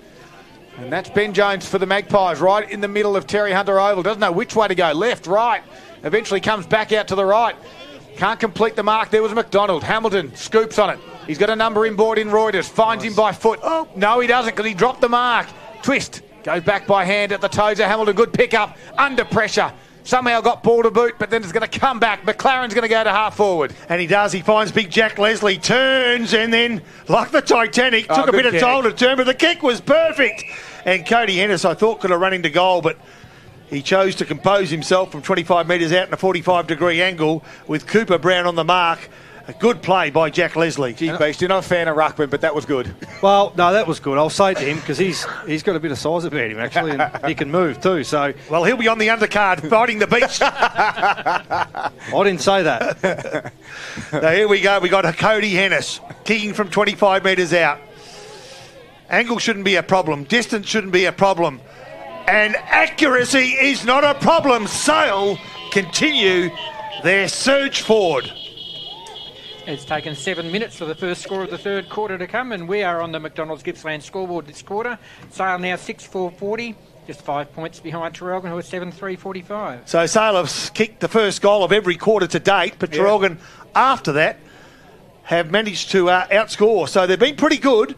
They've been pretty good. But now the pressure's back on Traralgon to maintain that lead, which is only marginal. It's a one-kick lead of 5 points. Well, it was good to finally see something happen because that was about 7 minutes of this quarter. Yeah, horrible. Just played ping-pong between the two sides. So good to see them both, good to see Sale finally come up with something. During that 7 minutes, we've spoken about the undercard. We'll get Paul Carter's fight in a moment. As in the middle, Dunbar, well, he went to kick it and then just dropped it in the end. So socket off the ground there from Lang. Working hard back the other direction was Dunbar again, but Lang just busy work. He's always busy around the footy. High kick, though, lands in the lap of Whack. And he's going to switch it towards Cunico. That's Jordan. Can mark, and he's got a run around the outer side. It's Marsh. Does it find him in stride? Not quite. Lets it bounce, comes back to him. Marsh's kick in front of Lopez will be a long way in front of Lopez. And McGuinness will see it go over for the boundary throw-in. I agree with Beast's observation too. When Traralgon do move the ball quickly, they do it more impressively than Sale, don't they? They move it very quickly. They seem to have a game style that, you know, if these conditions weren't there, might be a bit more damaging. Kick to advantage, isn't it? Yeah. I like it. Half forward flank is where they are at the moment. They've got the ball, or have they? A quick kick from Jacobson goes out of play in the full. So after that wrap, the big man has kicked us directly out of play on the full. Yeah. You wouldn't believe what position he plays. But anyway, we won't go there. I'm thinking too, Carter v. Lucchino. And I'm almost putting my money on Carter because the other one probably won't turn up, as he usually doesn't. Well, the other one might be backing Carter in a... Oh, yes. A bit of a fix. The fix is on. Fix is on. If you've got to pay to get in, Boxer's not getting in. The kick from the outer side. And as you can understand, it's gone 9 minutes into this third quarter. Haven't reached great heights, to say the least. I'm not going anywhere near the boxing ring. We've got these other three roosters in there, but I'm just going to sit back and watch. No, you'll be I'll fine. be the announcer. You'll be carrying the numbers for the rounds. Yes. Well, Sale are going to go forward again. A little quick kick to the hands of Campbell. He had 2 bites at that inside forward 50. Couldn't complete it. Has to go again and fight hard to wait for his troops to arrive. Traralgon have got some big numbers around this, and they'll win this out. And through Ambler in the end. Kick around the body. Sale is set up well behind the footy. McGuinness was there, and also Holmes. Holmes' shallow little kick. Great little pick up there from Lang. Inboard handball to McLaren. Can he find Leslie Smith? Only just. His kick was smothered. It ricochets out the outer side. Now Traralgon have got some numbers through run. And D'Angelo barrels it towards the wing area. It's really open forward line. I mean open because no one's in there. The ball's on centre wing though. Lopez with a kick around his body. Top of the 50. There's no one inside the forward 50. Socket off the ground by Hamilton. Now they close. Tripodi sockers it. He got too much onto it. And it goes through for a minor score 10 minutes in. Well adjusted too, because that was all they had on option, Traralgon, was to just get the ball forward, kick it along the ground. It was really good that no one actually tried to pick the ball up and gain possession. They just kept scrumming it forward. Just 1 goal of difference at the 11-minute mark of the third quarter. McDonald's Gippsland scoreboard at 6-4 Sale, 7-4 Traralgon. So Tainch has the ball as a result of that kick in. Deep in the left forward pocket for Traralgon. Comes grandstand side. Leslie, front of the pack, falls in the arms of Jacobson that grabs and then tries to handball. He can't. Lang dances around, pirouettes, handball over the top. Good vision to the skipper in Johnston. Dispossessed, unlucky. Scolders, no, gave it back to D'Angelo. Left half forward flank. D'Angelo plays on quickly. Can he find a winner? He can't. McKenna, who swapped the long for a short sleeves, and now it's picked up by Hudson Holmes again. He's been steady all day long as now Cooper Brown takes the ball, gives it back to D'Angelo. A kick inside forward 50. Gee whiz, Holmes, nice mark in these conditions, and then kick short. His kick wasn't great. Jacobson came in, who laid the tackle as a couple of Traralgon players grabbed the ball. This is going to be one ugly today. Yep. Really bloody ugly. As the scores are Traralgon 7-4, Sale 6-4, 12 minutes gone, third quarter. And it's not about skills today. Yeah, low scoring though, Pop. It keeps it exciting. It keeps it tight. Free kick's going to go Sale's way. 12 minutes into the third quarter for McDonald's. The new steakhouse stack at McDonald's. Lang didn't want to get the footy. He looks for the 50. Ninth disposal this quarter for Lang, up to 27 halfway through. Gee whiz. Lang's kick pierces one to the top of the 50. Will Leslie, free kick held by Whack. And Will Leslie has it. Too far out to score though. Jack Johnson presents. Brad Desson puts a shepherd on, looks for the leading target, Campbell. The umpire told Leslie to go around. He did not move at all. About 25 degrees off. Yeah. Leslie's kick to the top of the square. In the front spot, Scolters can't complete. Brad Desson around the body, puts it through. Zambrero goal that a contender. The big man became the rover. Goal umpire just got to make the decision. He says to the central umpire, I think it's a goal. And the central umpire says, we'll make the decision. He goes, all right. I'll get back to me post and I will. It's a Zambrero goal at a contender. Turn up the heat with a new spicy rain. Brad Desson gets his first. And that's just that nice little kick right into about that 30-metre out. Good roving too by big Brad Descent, because he doesn't really look like a genuine rover of the footy. But yeah, superb finish. And the scores are level. 13-minute mark of the third quarter. McDonald's Gippsland scoreboard. We've got 7-4-46 apiece. Just having a look at the midfield for Traralgon in this centre bounce. It doesn't look like Hugh Dunbar is even in there. So maybe they've let go that tag on Shannon Lane. Clearly with the amount of numbers he's had already this quarter. But he might be going head-to-head. Louis D'Angelo standing on him. All right, ball thrown back up. Leslie again gets the tap, and D'Angelo tried to cut it off from Lang, but he was dispossessed, and so he has another go. But I reckon Lang might get on the end of it, or will he? No, he won't. Quick kick forward by Cunico. That's Jacob towards the bro. He can't take the mark, and now coming in was Jacobson, but the free kick will go Traralgon's way. It'll go the way of Jordan Cunico. Cousins, of course. Not that I knew that. I thought they were brothers. He kicks to within 30 metres of goals. I reckon McKenna's been infringed upon, and that is a costly mistake. Yep. Be disappointed if they didn't pay that. That was clear from here. He had the arms straight over his shoulders. He actually impacted him quite a lot there. And he didn't need to. Not in these conditions, you know. If McKenna can make him pay here, it's been a good day. He's got one in the first. He's got one in the second. He should nail this for the third. Makes you worry as a defender, though. Those long arms of McKenna's and that, lanky sort of player he is. So McKenna, if history is any indication, distance will not be a problem. It'll hit the back of the neck with force, but will it hit it with accuracy? Umpire skims to the left. And too far left it is, so it's a minor score, Paul Carter. Which is the difference between the teams at the moment. 7-5-47 Traralgon, 7-4-46 Sale. That's McDonald's Gippsland scoreboard, right on the 15-minute mark of the third quarter. These moments that come back for the Morwell Bowling Club this afternoon, you've got to take every opportunity in conditions like this. Of course, the mysterious sixth tap. And this week, at the moment, it is the Bilson's Twister. The kick found McGuinness out of full back.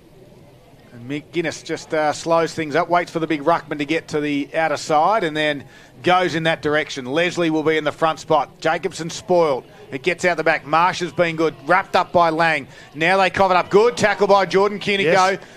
Just got blindsided there, did McDonald, and Cunico comes in board dangerously because Will Leslie comes in to pick it off. He's got a couple of Traralgon players to beat, and he did that. Johnson did well, or they've called Jack Johnson a throw. Wow.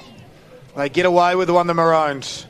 And Tom McMahon, who works with our sponsor at Gippsland Isuzu Ute. He's in the sales department as well. If you're looking for one, go see Tommy. Ask for a discount. He might give you one, I'm not sure. Goes inside forward 50. Handballed out the back there was from Roscoe. And now Johnson, this time handball, got smothered though. Scolters was there, picks it up, wrapped up in a Johnson tackle. Umpire said no opportunity, ball it up. So right half forward flank, Traralgon kicking to the left of Radio, the railway end. But Sale get the clearance. But Traralgon have got the numbers behind that clearance, and it's Cade Marsh that kicks and threatens 50. Spills just outside that area. Plenty of numbers. A quick kick forward from the pack. McKenna is beaten to the ball, and the ball's punched towards the boundary. LaPraise, that's Dylan, tries to keep the ball, and he can't. Fairly lunging effort there. As I see, the young boundary umpire's had a bit of a tumble. So she's fallen over in the mud. Poor girl. Okay, though. All good. She's all good. Yeah, up and ready to go. Well done to all the umpires. I know Gippsland have struggled with getting numbers, and, you know, all appreciate it. It's a great job if you're interested in earning some part-time money and having a bit of fun and keeping fit. And these two kids here today are doing a great job as the ball comes in board. D'Angelo was taken high, was it? Well, they've called that he ducked. He called that ducking the shoulder. They haven't paid that at all day. So forward 50, Traralgon into attack. They're leading by a point, and we've played 17 minutes of this third quarter. Certainly hasn't been pretty footy as that's Derek Egg-Malesi-Smith, kicks the ball off the ground and falls in the arms of Johnston, but it's McMahon, Thomas type, outer side of the ground. That will be awarded the kick, and he'll go inside forward 50 again. I tell you what, there's a chance here for a mark, and it's taken. Can't take the players at whack. Tristan Who's gone forward. Haven't seen him inside forward 50 for all of the day from memory. It'll take something pretty special, but on his day, he can produce it. What's he going to do? He's going to go for it too, or kick to the top of the square. That's what he does. And it's a contest, top of the square. G's coming through quickly. Was a Traralgon player in Cade Reuters that tried to steal the ball but couldn't, and the umpire will ball up. Do you feel like the structure of both teams is completely different? You were looking at the ground now. There is no one in the back half, in the front half for Sale, whereas Traralgon, generally a little bit more structure when they go forward. Quick kick around the body there. And it was from, I think it was Cunico. That was Jacob variety. He missed everything and put it out of bounds on the full. But you're exactly right. Traralgon trying to stretch the ground. And Sale are happy to just roll up and get some numbers around the contest and try and win that area? Well, up until that kick just went in, and a couple of stepped out of the 50, there was 18 sale plays inside forward 50. Or in their defensive 50, I should say. Exactly right. 18 and 3/4 minutes into this third quarter. The margin is a point. We've got a cracker on our hands. A shallow throw in. Umpire says, let's do it again.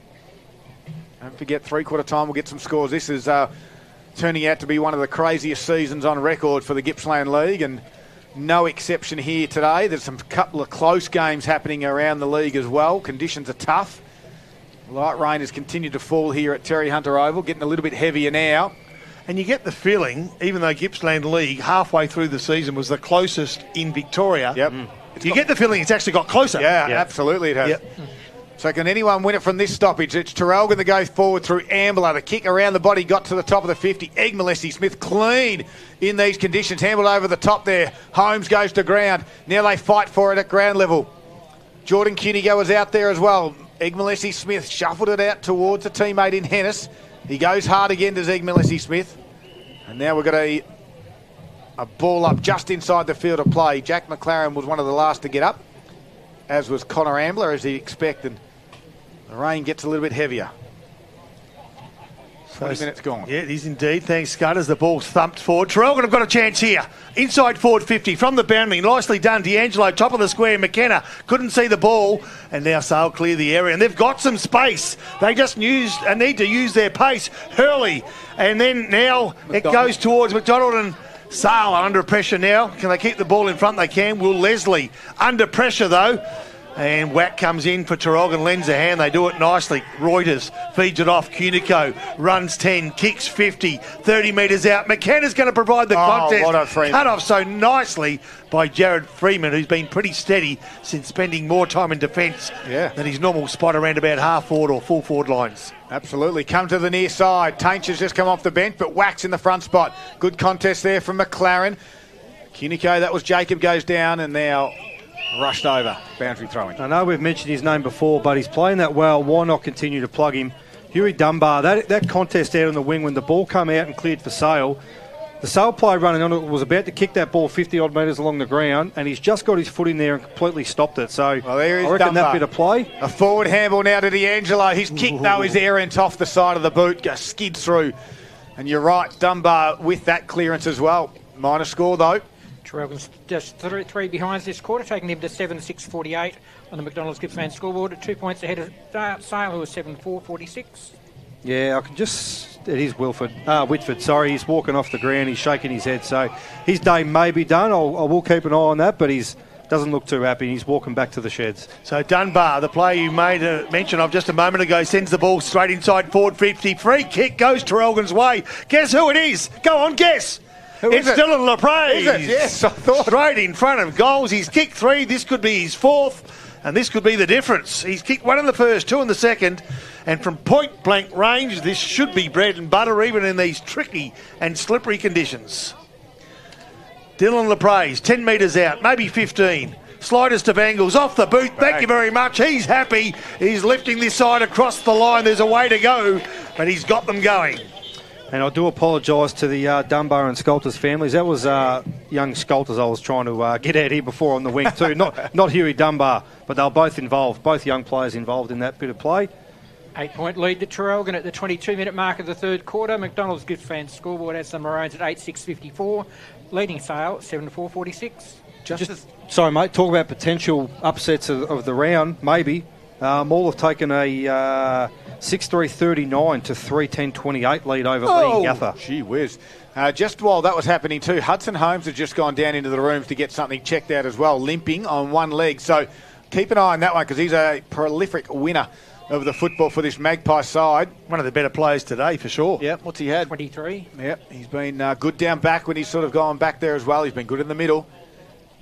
We've got a secondary stoppage here as they go out at the two ruckmen. They cuddle each other. Jacobson tapped it down to not a teammate. Now D'Angelo has to work hard. He's wrapped up quickly from McLaren. And we'll have a third stoppage right in the middle of Terry Hunter Oval. So they've lost Whitford. You couple that up with Holmes, and you've got big problems. Yep. I won't say he's out just yet, though, Pop. No. Ambler off the back there. Couldn't win it, but he tapped it forward to a teammate in D'Angelo, slipped over. They just tapped it to each other there in the end. Here's Scolters, got around easily in the end. He's twisting and turning, barrels one, gets it out of his defensive area. Out the back, doesn't quite get there. McGuinness did well to keep it in the front because that's where the Sale numbers were. Egg Malessi Smith over the top handball. Tried to find Freeman.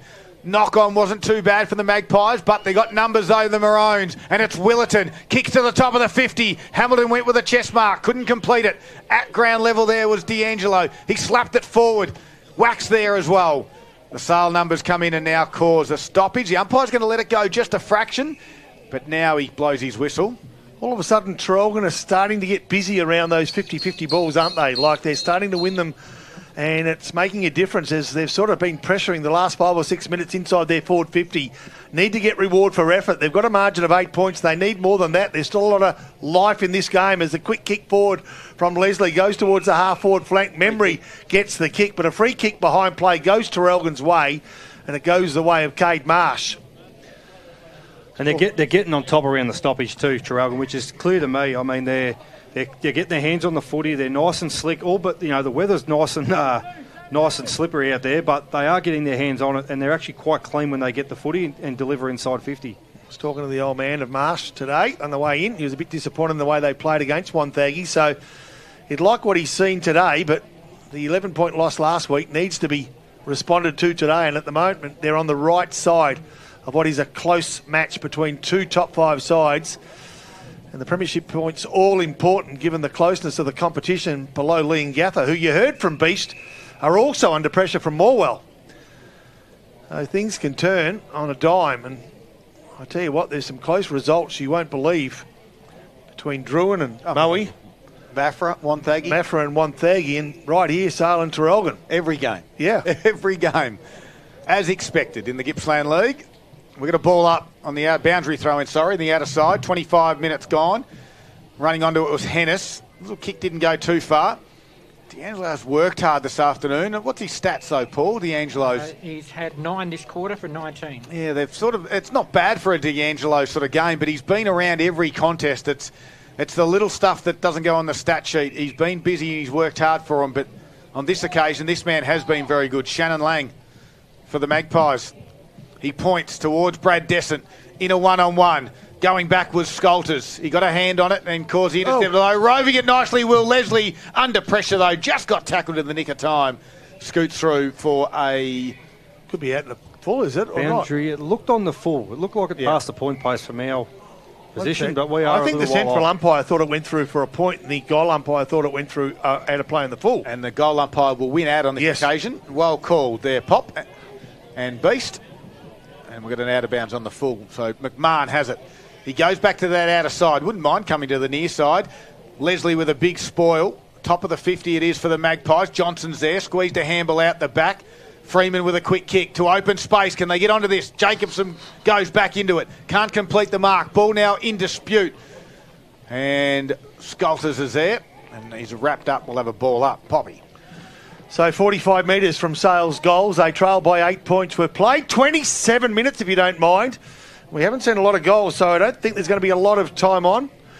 The time will tell, won't it? As Traralgon try to clear the area, they can't. Continuing to apply the pressure is McLaren, whose left foot kick spills 10 metres from goals, and Traralgon have got the numbers at ground level. A kick off the ground, gains all of 50 metres, and they'll do it again. Hamilton does it again. Gains another 30 metres. Another kick off the ground, gains another 40 metres. No one's touched the balls with hands, and it's gone 150 metres. Half-forward flank, siren gone. Wow. It wasn't pretty, it was effective, and that's pretty much how this game's been played right the way through the first 3 quarters. Yeah, you called it, Pop. Only 27 minutes that quarter. We only had the 3 goals kicked. It was 2 to Sale, 1 to Traralgon, and the margin closes to that 8-point margin at 3-quarter time. It's Traralgon still leading, though, 8-6-54. And Sale, a 7-4-46, the third quarter for McDonald's. It was a good one. We got 1 to go. Hudson Holmes back out there for the Magpies. It looks like a 3-quarter time break coming up, and then the final quarter for Gippsland Live. It's all thanks to Harvey Norman Electrical Gippsland.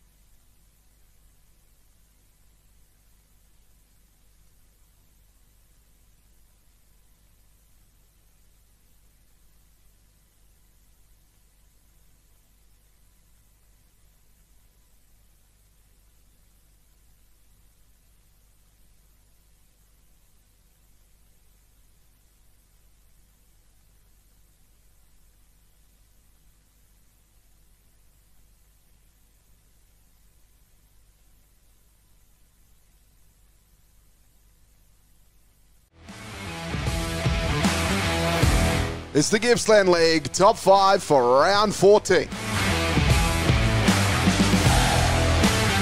Number 1 sees this big bomb from Tom Smith from Morwell. Just was patient from 48. Gives it a roost and finishes it.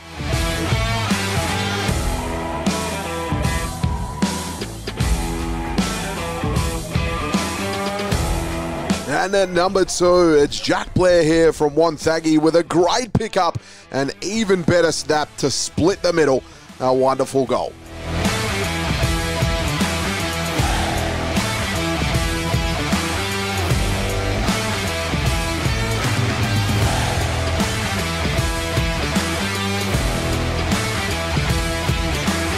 Number 3, Jordan Shields here from Moe. He gets the hand pass, bang! Goes with a big snap at the top of the pack, putting it through the middle. Welcome to senior football. You don't mind. Wow, what a great spot. What a great feeling for the young fella as well. So young Jordan Shields kicks his foot. Number 4 here, Jackson Huston from Druin. Tied in the pocket. Oh, ho, ho, that was just class.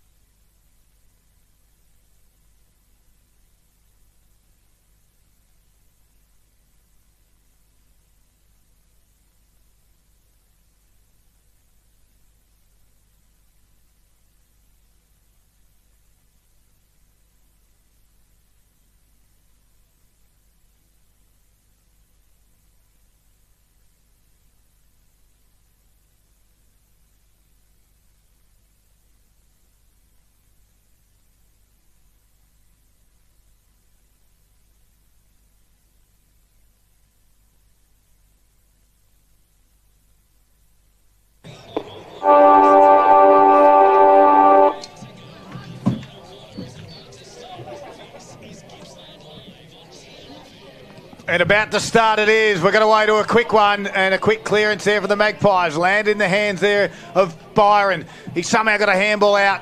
We'll get to some scores and stats in a moment because McLaren's twisting and turning in traffic. Got a left boot to it. Goes high to the top of the 50. Taint will fly over the back. Lands in the hands of Lang. Left foot kick around the body. Little trap there from Marsh was good, although Desson grabbed it and then put it through the middle.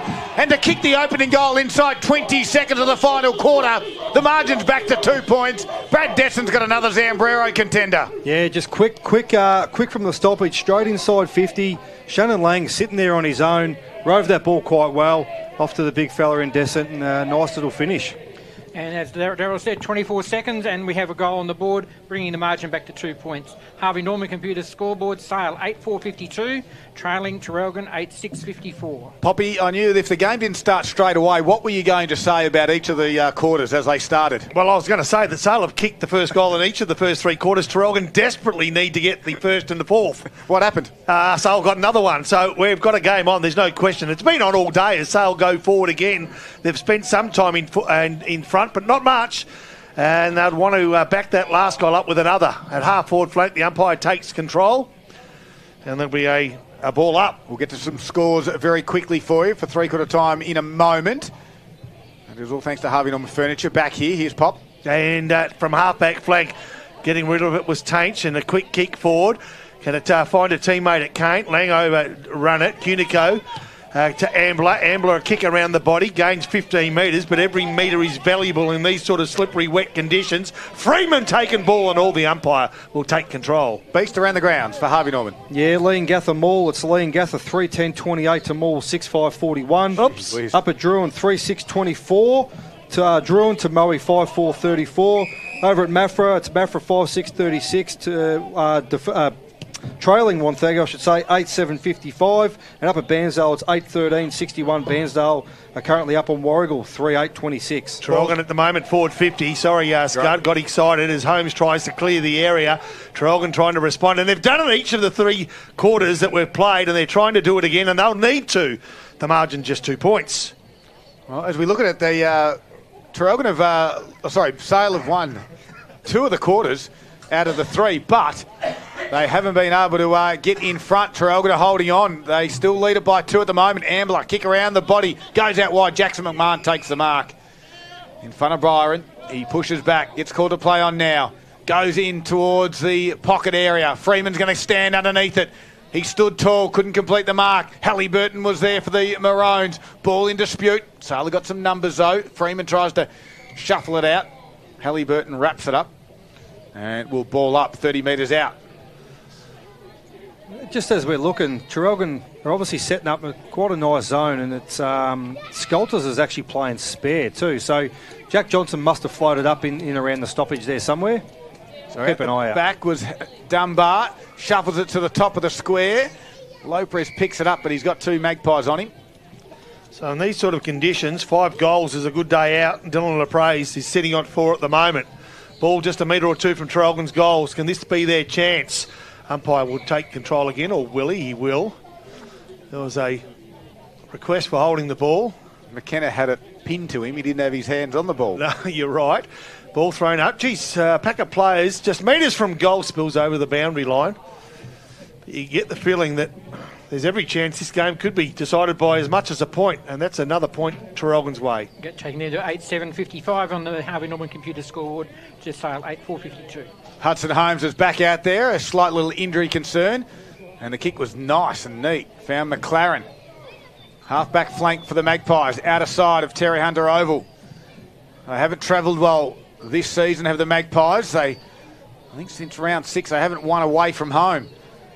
And they're still trailing at the moment. It's only a 3-point margin, though. Ball on centre wing. Cunico with a kick around the body. Leslie will stand underneath this one at centre half back for the Magpies. Takes the mark and will relieve the pressure. So we'll have to start thinking about better players, and usually the better player will come from the winning side, but which side's going to win at the moment, you can't pick it, and which player's going to be the best? Well, possibly Shannon Lang for sale. But Hudson Holmes has been good. Jack Leslie's been good. For Traralgon, we've had a couple of standouts as well. We'll think about those and give you our thoughts in the next few minutes as they go forward again. Do Sale. They do it through Cody Hennis. Doesn't go far. Threatens forward 50, but doesn't find it and spills over the boundary line at about 55 metres out from Sale's goals. They're kicking to the left of radio. It's the scoreboard end of Terry Hunter Oval, and the margin is 3 points the home side's way. 2nd v 4th on the Gippsland League ladder. That's 2nd Traralgon, 4th Sale. So a hell of a lot riding on it. Just as we're talking, Brad Descent looks to me like he's dislocated his pinky finger. So I reckon he's just getting taken in now to get that put straight back in. Well, all right, we'll hear it pop from here. Yeah. For me, I'd be straight to hospital. That's been to me for the day. But Descent looks pretty comfortable. They need him out there. He hasn't had a lot, but he kicked a beautiful goal from memory and 2 goals in the last, 25 minutes or so. So he's been good. Ball now outer side of the ground. Sort of a calm before the storm. And as he found himself back to the bench. All good. Everything's back in, ready to go back out there. Strapped up and ready to go. On 3, 1, 2, bang.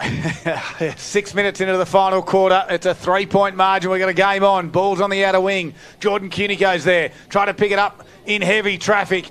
Got one over the shoulder. And looks to be Dunbar. Right on the wing area for the Maroons. He's been good too. Yep. He looks up. Lopez presents.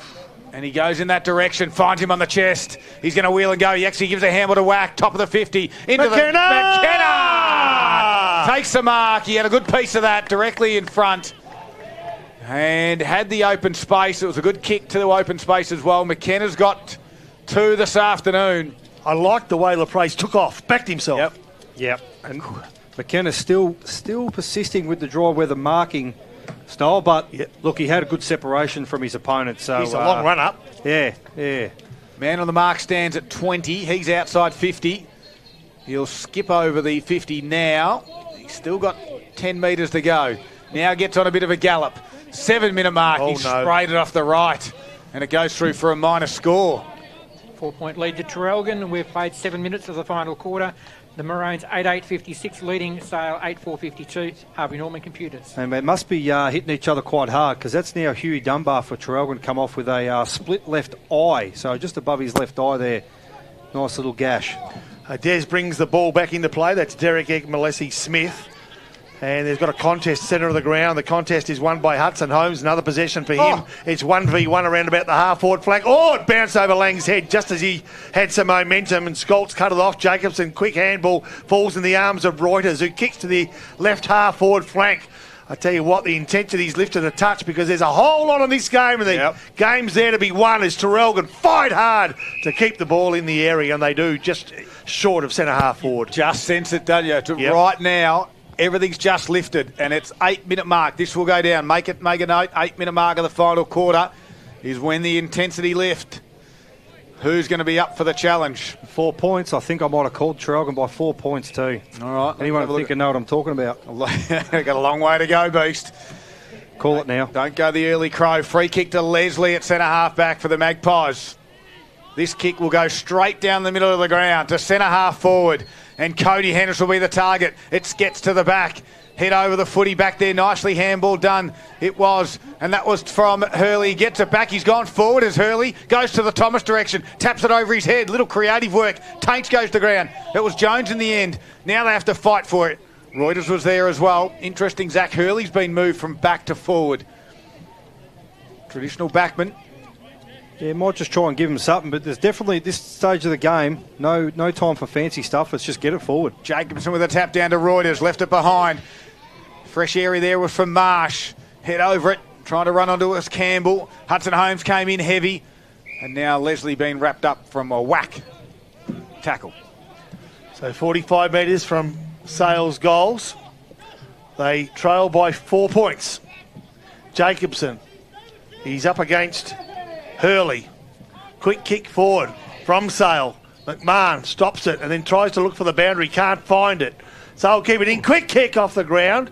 Ping-pongs through a few players, but can't find a way through. And in the end of the day, they were happy to see the ball over the line. And Thomas McMahon was the first player there for Traralgon. They're 10 metres out from Sale's goals. 9 minutes, 45 seconds gone. Final quarter it is, fourth and final quarter. Leslie gets the tap, top of the square. Lang went to kick off the ground, couldn't find the ball. Desperation in there. Can they keep it in? Fighting hard was Byron. He can't find a way clear. Leslie round the body. That's a contender, without doubt. Jack Leslie's goal around the corner in these conditions have got his side over the line. And more importantly, he may have a $50 voucher. And nothing fancy. Picked it up, kicked it, because he knew what was where the game was at. So he just picked it up, round the corner. Nice snap, nice finish. And for the first time since the 15-minute mark of the first quarter, we have a lead to Sale. They lead by 2 points over Traralgon on the Harvey Norman computer scoreboard, 9-4-58 to Traralgon 8-8-56. It lived up to be a great game, and it's nothing short of that. It's sensational at the moment. Albeit tough conditions, wet, slippery. Hopefully you're enjoying your Saturday afternoon, wherever it might be across Gippsland and the Valley. Maybe tucked up somewhere, tuned into this big game. Having a nice beer at the Mall Bowling Club, no doubt, Daryl. Absolutely. Of course, the sixth tap at the moment, it's a Bilson's Twister Beast. Responsibly, obviously. Yes, it's peach, it's pineapple, blueberry blended with triple distilled vodka and pure Alpine Spring as well. Wow. Moore Bowling Club, get there. Sounds healthy. Yeah, back to the middle they go. Egg-Malesi-Smith, left footer, comes to the outer side. Here's Lang. He's worked to the space nicely. Closing ears there is Reuters. He's soccer off the ground. Tripodi overran it, has to go again.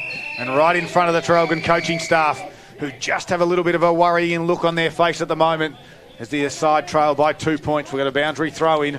Zach Smith, has he gone into the midfield now? I think he has now, yep. I think they were listening to Paul Carter earlier. Yep, Paul Carter ahead of his time. Cunico ahead of the pack. Can he keep the ball in? He tries. He doesn't need to. He handballed it blindly over the top, and guess what? Shannon Lang picked it off and went forward. But from one good play to another, it's Lang to Scholters who cut it off. Plays on quickly, left leg through the corridor. Ambler's found some room, and Ambler's a chance. Drops the ball, plays on quickly, kicks towards centre half forward. And can he find a winner? He can't. Free kick, though. Free kick goes Traralgon's way. And they go now through Blair Roscoe, inside forward 50. They can't find a winner there. Cleared by Hudson Holmes, another possession for him. All good mark by Jacobson. Yeah, on the wing area. The Maroons need to find something now as he kicks towards the pocket. Lopez will be the target. Standing under was Freeman. Ground level there is Jordan Cunico. Handballs to the ground, and there's a free kick going, holding the ball. Taints will get the free kick in front of the deck, which is all tucked up underneath the shelter this afternoon. Lang with a front and square rove. Socket off the ground. McMahon put a foot out and put it out of bounds on the full. It's unlucky. No one on the mark either. But here we come now. And it's going to come back, is it to Cody Hennis? So Lang was going to get it. He is absolutely spent. He's Shannon Lang. Touches for Shannon Lang today. He's been super. 33. And a lot of contested, you would have thought. And 10 clearances. Yep. So Cody Hennis, 13-minute mark of the final quarter. The Magpies lead it by 2 points. He's on centre wing, near side. Goes with a right foot boot. Back there, Jacobson. Good little spoil in the end by Leslie. Now he's got a little toe poke. Gets to a dangerous spot. Has to stand and prop to Tom McMahon. And he does just that. Now in comes Lang, is it? Got ripped down in the tackle. Soccer off the ground from Byron. Brown overran it. Scholters is there as well. You'd have to say he's one of the best for Traralgon today, all thanks to Gippsland Suzuki. Jack Johnson just snuck out the back of that contest there, trying to get himself forward, but Jacko McMahon was quick to identify that and get some players back. So ball thrown up, 10 metres or 15 metres from Sales goals, punch forward from Scholters. Lang the first player in the contest. 3 or 4 Traralgon players come in to lend a hand, but they can't find a way through. Not at the moment. Nicely done, though, it was by Lucas Tripodi. The kick smothered. A quick kick forward. Lang on the end of it. Under pressure. Handball over the top. Can he find a teammate? He went searching for, but couldn't find Ben Jones. 25 metres from Sales goals. The conditions have been wet and slippery. The contest has been pretty tough. There hasn't been a margin of any consequence for the entirety of the game, and right now it stands at 2 points as the ball's thrown in. Kick around the body! Can it find the goals from Jack McLaren? Touched right on the line, and we're back to 3 points. 9-5-59 Sale, 8-8-56 Traralgon, Harvey Norman, computer scoreboard. Traralgon quickly play on. They get it to the outer side, and with the soccer off the ground, they got it to the wing. McGuinness coughed it up. Quick kick by Tom McMahon to open space. Out in front of Marsh. Can he keep it in? That's skidding towards the boundary line. He does keep it in. Now he gets tackled. Lost the footy. Play on, said the umpire. It's on the outer side of the ground. They crash in. Tainch came in hard. Play on. Head over it there. Quick kick was partially smothered off the boot. And a whistle goes. Too high. Traralgon's way. Left half forward flank. Wow, here we go. On the ground is Ambler, yep. McMahon was there as well, but Ambler has the free kick. Rain still pouring down. Hugh Dunbar's just come back out of the room, so he's strapped up and they're trying to get him on. Too far out to score. Ambler looks for a presenting target. No one's there. It's just going to be a big pack on top of their head. Johnsons goes back with a fist. And the free kick's going to be paid. Sales way. Didn't see that one at all. It's going to go in the way of Jonty McGuinness. So the two big forwards there, Dylan Lopez and Jonty McGuinness. McGuinness will give a handball. To the runner is Hudson Holmes. He tries to keep it along the boundary line. Just missed Cody Hennis. And it skids through and it will be a boundary throw-in or out of bounds on the full. Traralgon out of bounds on the full. The boundary umpires were a fair way away from this one. Traralgon are trying to convince them. Central umpire will go over chat. And I think you'll find if they can't see this, this will be a throw-in, but they agreed in the end that it was out of bounds on the full. Oh. Just over to Liam Gather. Darryl, it's a 21-point lead to Morwell. Marsh thumps it back inside forward 50 for the Maroons. Ground level it comes. No one can win it at ground level. Traralgon will try and keep it in. So I want to get it towards the boundary line. The umpire says we'll ball it up. 16 and a half minutes gone. It is Sale by 3 points, but it's in Traralgon's forward 50. Here's Rob Popplestone on TRFM. So Traralgon desperate, but there's still time, plenty of time. The ball chucked out. Tell you what, the umpire could have quite easily paid a deliberate, but chose not to. So a boundary throw in to take place. 20 metres from Traralgon's goals. Tom Glenn was the player for Sale, who threw that ball out. Tap forward. Whistle, Shepherd. Shepherding free kick. Well, another free kick goes Sale's way. And it goes the way of Will Leslie. Contesting the ruck, got the free kick, or a shepherd anyway, behind play. We've had a lot of ruck free kicks this year. We have. For shepherding as well. Last week there was a heap. So the ball stopped by Scolters, but kick forward from Sale. It's now the outer side wing. We've got a 50-50 contest. No clear room for anyone to do some damage, not at the moment, but Sale surge in numbers and a quick kick forward from Hennis, inside forward 50. Membry, good, can he keep the ball in the area? He can! In the back. And the umpire says in the back. So will he change direction? He wants to. Can he find a teammate? It's going to be a 50-50 ball. And is it D'Angelo's going to be first there? He overruns it, nicely kicked off the ground by the young fella there in Lucas Tripodi, picking it up nicely. That was Hennis inside forward 50, and Scolters cuts it off again. Plays on quickly to Membry, runs out of defensive 50, went for the tumbling punt. Holmes dropped what he would normally take. LaPraise at the bottom of the pack holds it in, provides the contest. Field umpire to assume control.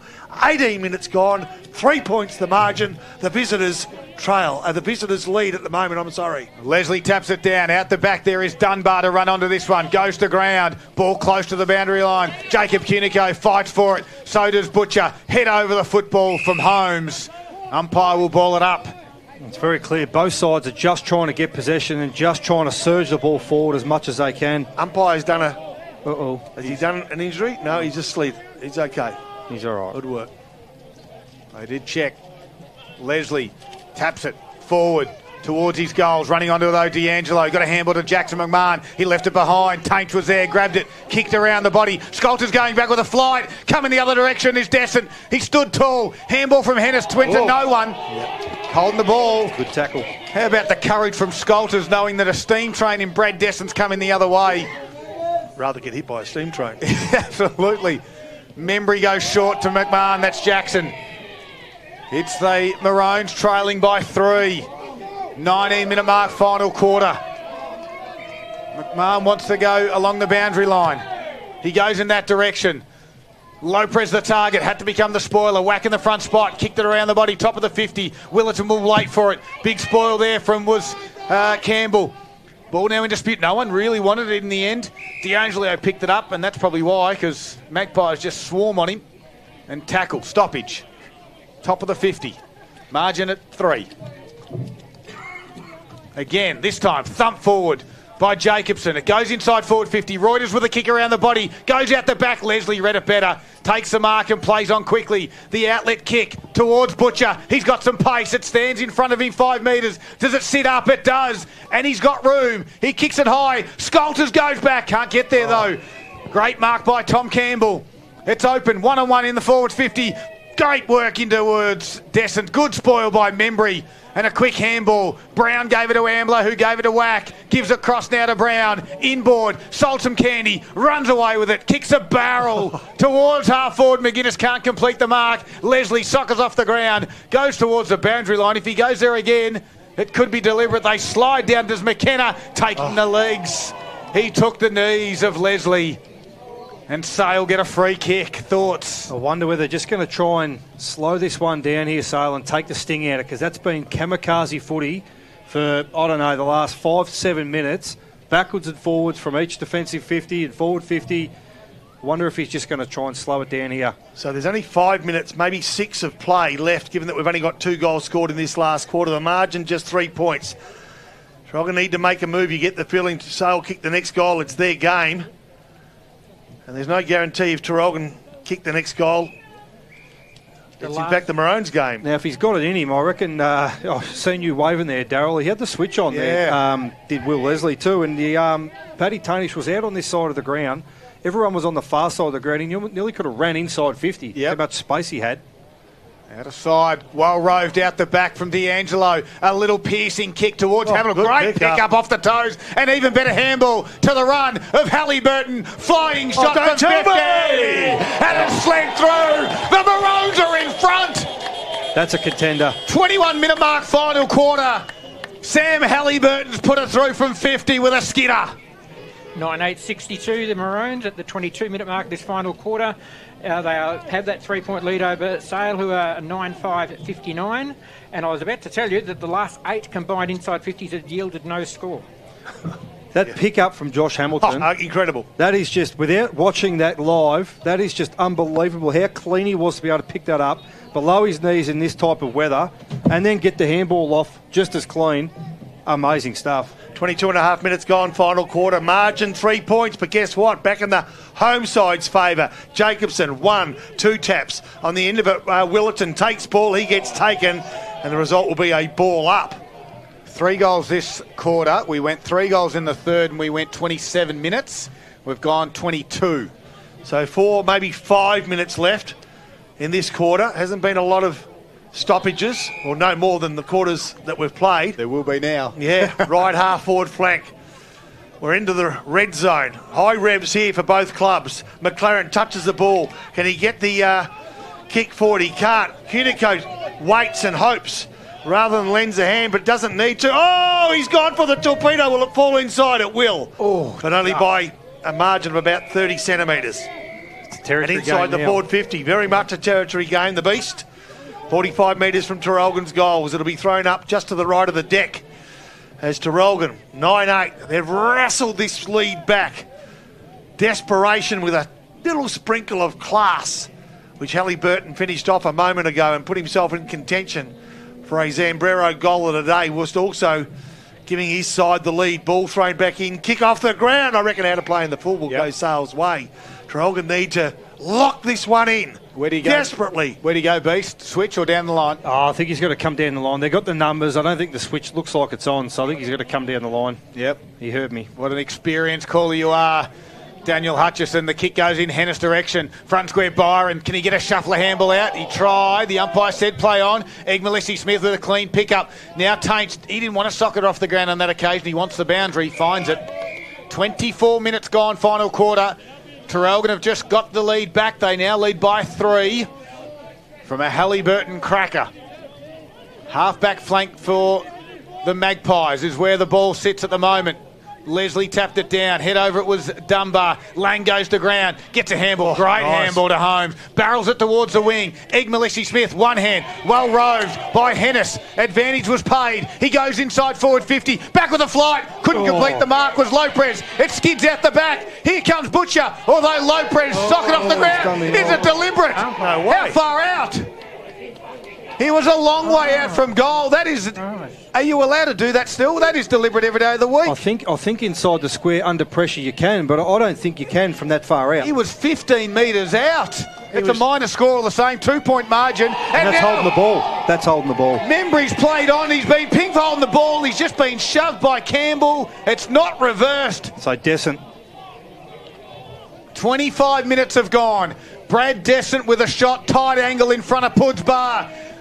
Puds Bar will give him all the advice that he needs, you'd think. It'd all be positive from there. Well, if it was Ian Wallace, he'd kick this 99 times out of 100. Brad Descent, 2 goals, 40 metres out, tight boundary to get him back in front. Oh my goodness! Oh, he's kicked it. Oh my God. My goodness! And he turns to the supporters at the bar and says, up yours. I'll call it. That's game over now. I was nearly going to say before, next goal will probably win this game. That is an unbelievable finish in front of a bar up there. No doubt, had a few cans today, would have been giving him some serious stick. Wow. That's 1 minute? That's an unreal finish. Unbelievable. And as you say, a 4-point lead, 26 minutes played in the final quarter.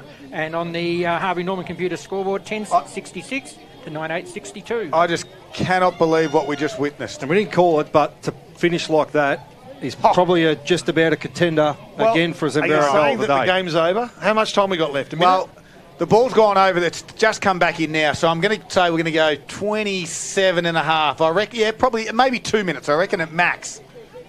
Might have gone premature, Poppy, but No. I just think if Sale get their hands on the footy at this stoppage, their players are lining up now at half forward for Sale. They're going to steam in, try and get numbers around the footy, and they'll try and gain possession and just about wrap this one up. Well, Sale have cleared all day, every day. And you can see that Sale are trying to stop the Traralgon runners coming off the half-back line. It's nicely done. Cunico has the ball in front of him. Quick kick forward, Traralgon. Missed the handball. Kick off the ground. Out the back top of the square. Cleared by Hudson Holmes towards the outer side. Right half. Forward flank for Traralgon. But we've got the numbers. That's Tate Marsh at the end of it. Needs to find a man. He can't. And Sale do a great job. Lay a tackle. Keep the ball in the area. And the umpires, they paid a free kick there, have they? They have. It's going to go Traralgon's way. Given the way the players are responding. What's he paid? I don't know. I thought Jack Johnson's tackle was superb to cause the stoppage. I tell you what, I'd be rushing this ball forward. And they do that now. They're going to threaten the forward 50. Falls short. Mark, no. Comes to ground. Sale with all the numbers around the ball. It's going to take something special. That's the stoppage they're after. So 55 metres from Traralgon's goals. They're kicking to the right of radio. You'd think less than a minute to go, Pop. You're right too. Quick tap forward. Traralgon taking ball and all. Good tackle. They'll lock it in. There's no room to move. They need something Houdini-like here to the home side to steal this one back. Just outside forward 50. Ball thrown up. Can they clear the area? Sale. They're trying desperately. They have. And now we've got a one-on-one contest towards Sale's half-forward flank as Membry calls for the ball deliberate. And he has and the umpire pays it. Yep. Well, Membry plays on quickly. Good thinking. Needs to gather territory, and he does. Left half-forward flank. They need a winner right here and right now. Maybe seconds to go. They can't get hands on the ball. Sale got 4 spare back. And they quick kick. Now goes inside forward 50. McKenna tackled ball and all. Can he keep it in? He can. But Sale have got numbers again. And see the ball over the boundary line. Was it Dylan LePray? Yeah, well, just from that stoppage, all of a sudden 4 Sale players went back. And, of course, in the end, that spare man just got over the boundary line. So boundary thrown again. Leslie took it out of the ruck. Gave a handball. A quick kick around the body there was from Glenn. Gets outside his defensive 50. There's lots of numbers around it. Byron squeezed a handball back to Jack Leslie. He kicks around the body. It goes high out of bounds. And it goes 25 rows back. Time stopped. 29 minutes gone now. Can't be much time left. No. Joel Scolters has to run across nearly to Rosedale to get this footy. His side trail at the moment by 4 points. You'd think this will be the last chance that they've got. And they're going to need a contested mark inside forward 50 with 36 players in there just about. He puts it in. It's a shallow entry. Top of the 50. Byron can't complete the mark. A quick kick from Cunico. Can they take the mark? It might skid through. It's going to get over the back. McGuinness will tap it once. He'll tap it twice. And he'll sock it off the ground. It's out of bounds. Out of bounds on the full. There will be less than 1 minute now, Daryl. So Dylan Lopez has the shot on goal. His counterpart forward at the other end in Brad Descent kicked one from a similar spot but the other end to put his side in front. This is the moment for the Maroons if they want the win. Dylan Lopez from 35 metres out for the win on its way. It's across the face. There'll be no more than 30 seconds left now. The minor score, Paul Carter. 3 points the difference on the Harvey Norman computer scoreboard. 9-9-63 Traralgon. Sale 10-6-66. I reckon there was options there to try to improve the angle, but there was just no one presenting as Derek Egler-Malesi Smith will have one of his most important possessions now. He'll go boundary side, the rain tumbling down. He'll look to keep the ball within a metre of the boundary and hopefully it spills out. Oh, look at that, He gets it within a metre of the boundary and it spills out. Well called. So from the right half-back flank with just seconds to go. No one knows how long's to go. Everyone's looking up to us as if we've got a clock going. We've got no idea either. 10 seconds. 10 seconds to go. This is their chance. Can they go forward, the Maroons? It's lots of numbers around it. There's nowhere to move. They've got a handball. No, picked up by Holmes. That could be the winner. Shannon Lang just balls it on the boot and gets it towards half forward. Membry's there. A clean pickup. Kick to the middle of the ground they go. In the slippery conditions. Hutchins is there. Then they dive on it. Traralgon want to shuffle it forward somehow, every which way, but the siren sounds, and the Magpies have won away from home for the first time since round 5. And they close in on a top 3 berth. Sale at 10-6-66 have defeated Traralgon on their home deck, an absolute classic. 9-9-63. This season has just got crazier, and I can't believe I'm saying it. Brad Desson with a goal, the 25-minute mark, hard up on the boundary line, 30 metres out.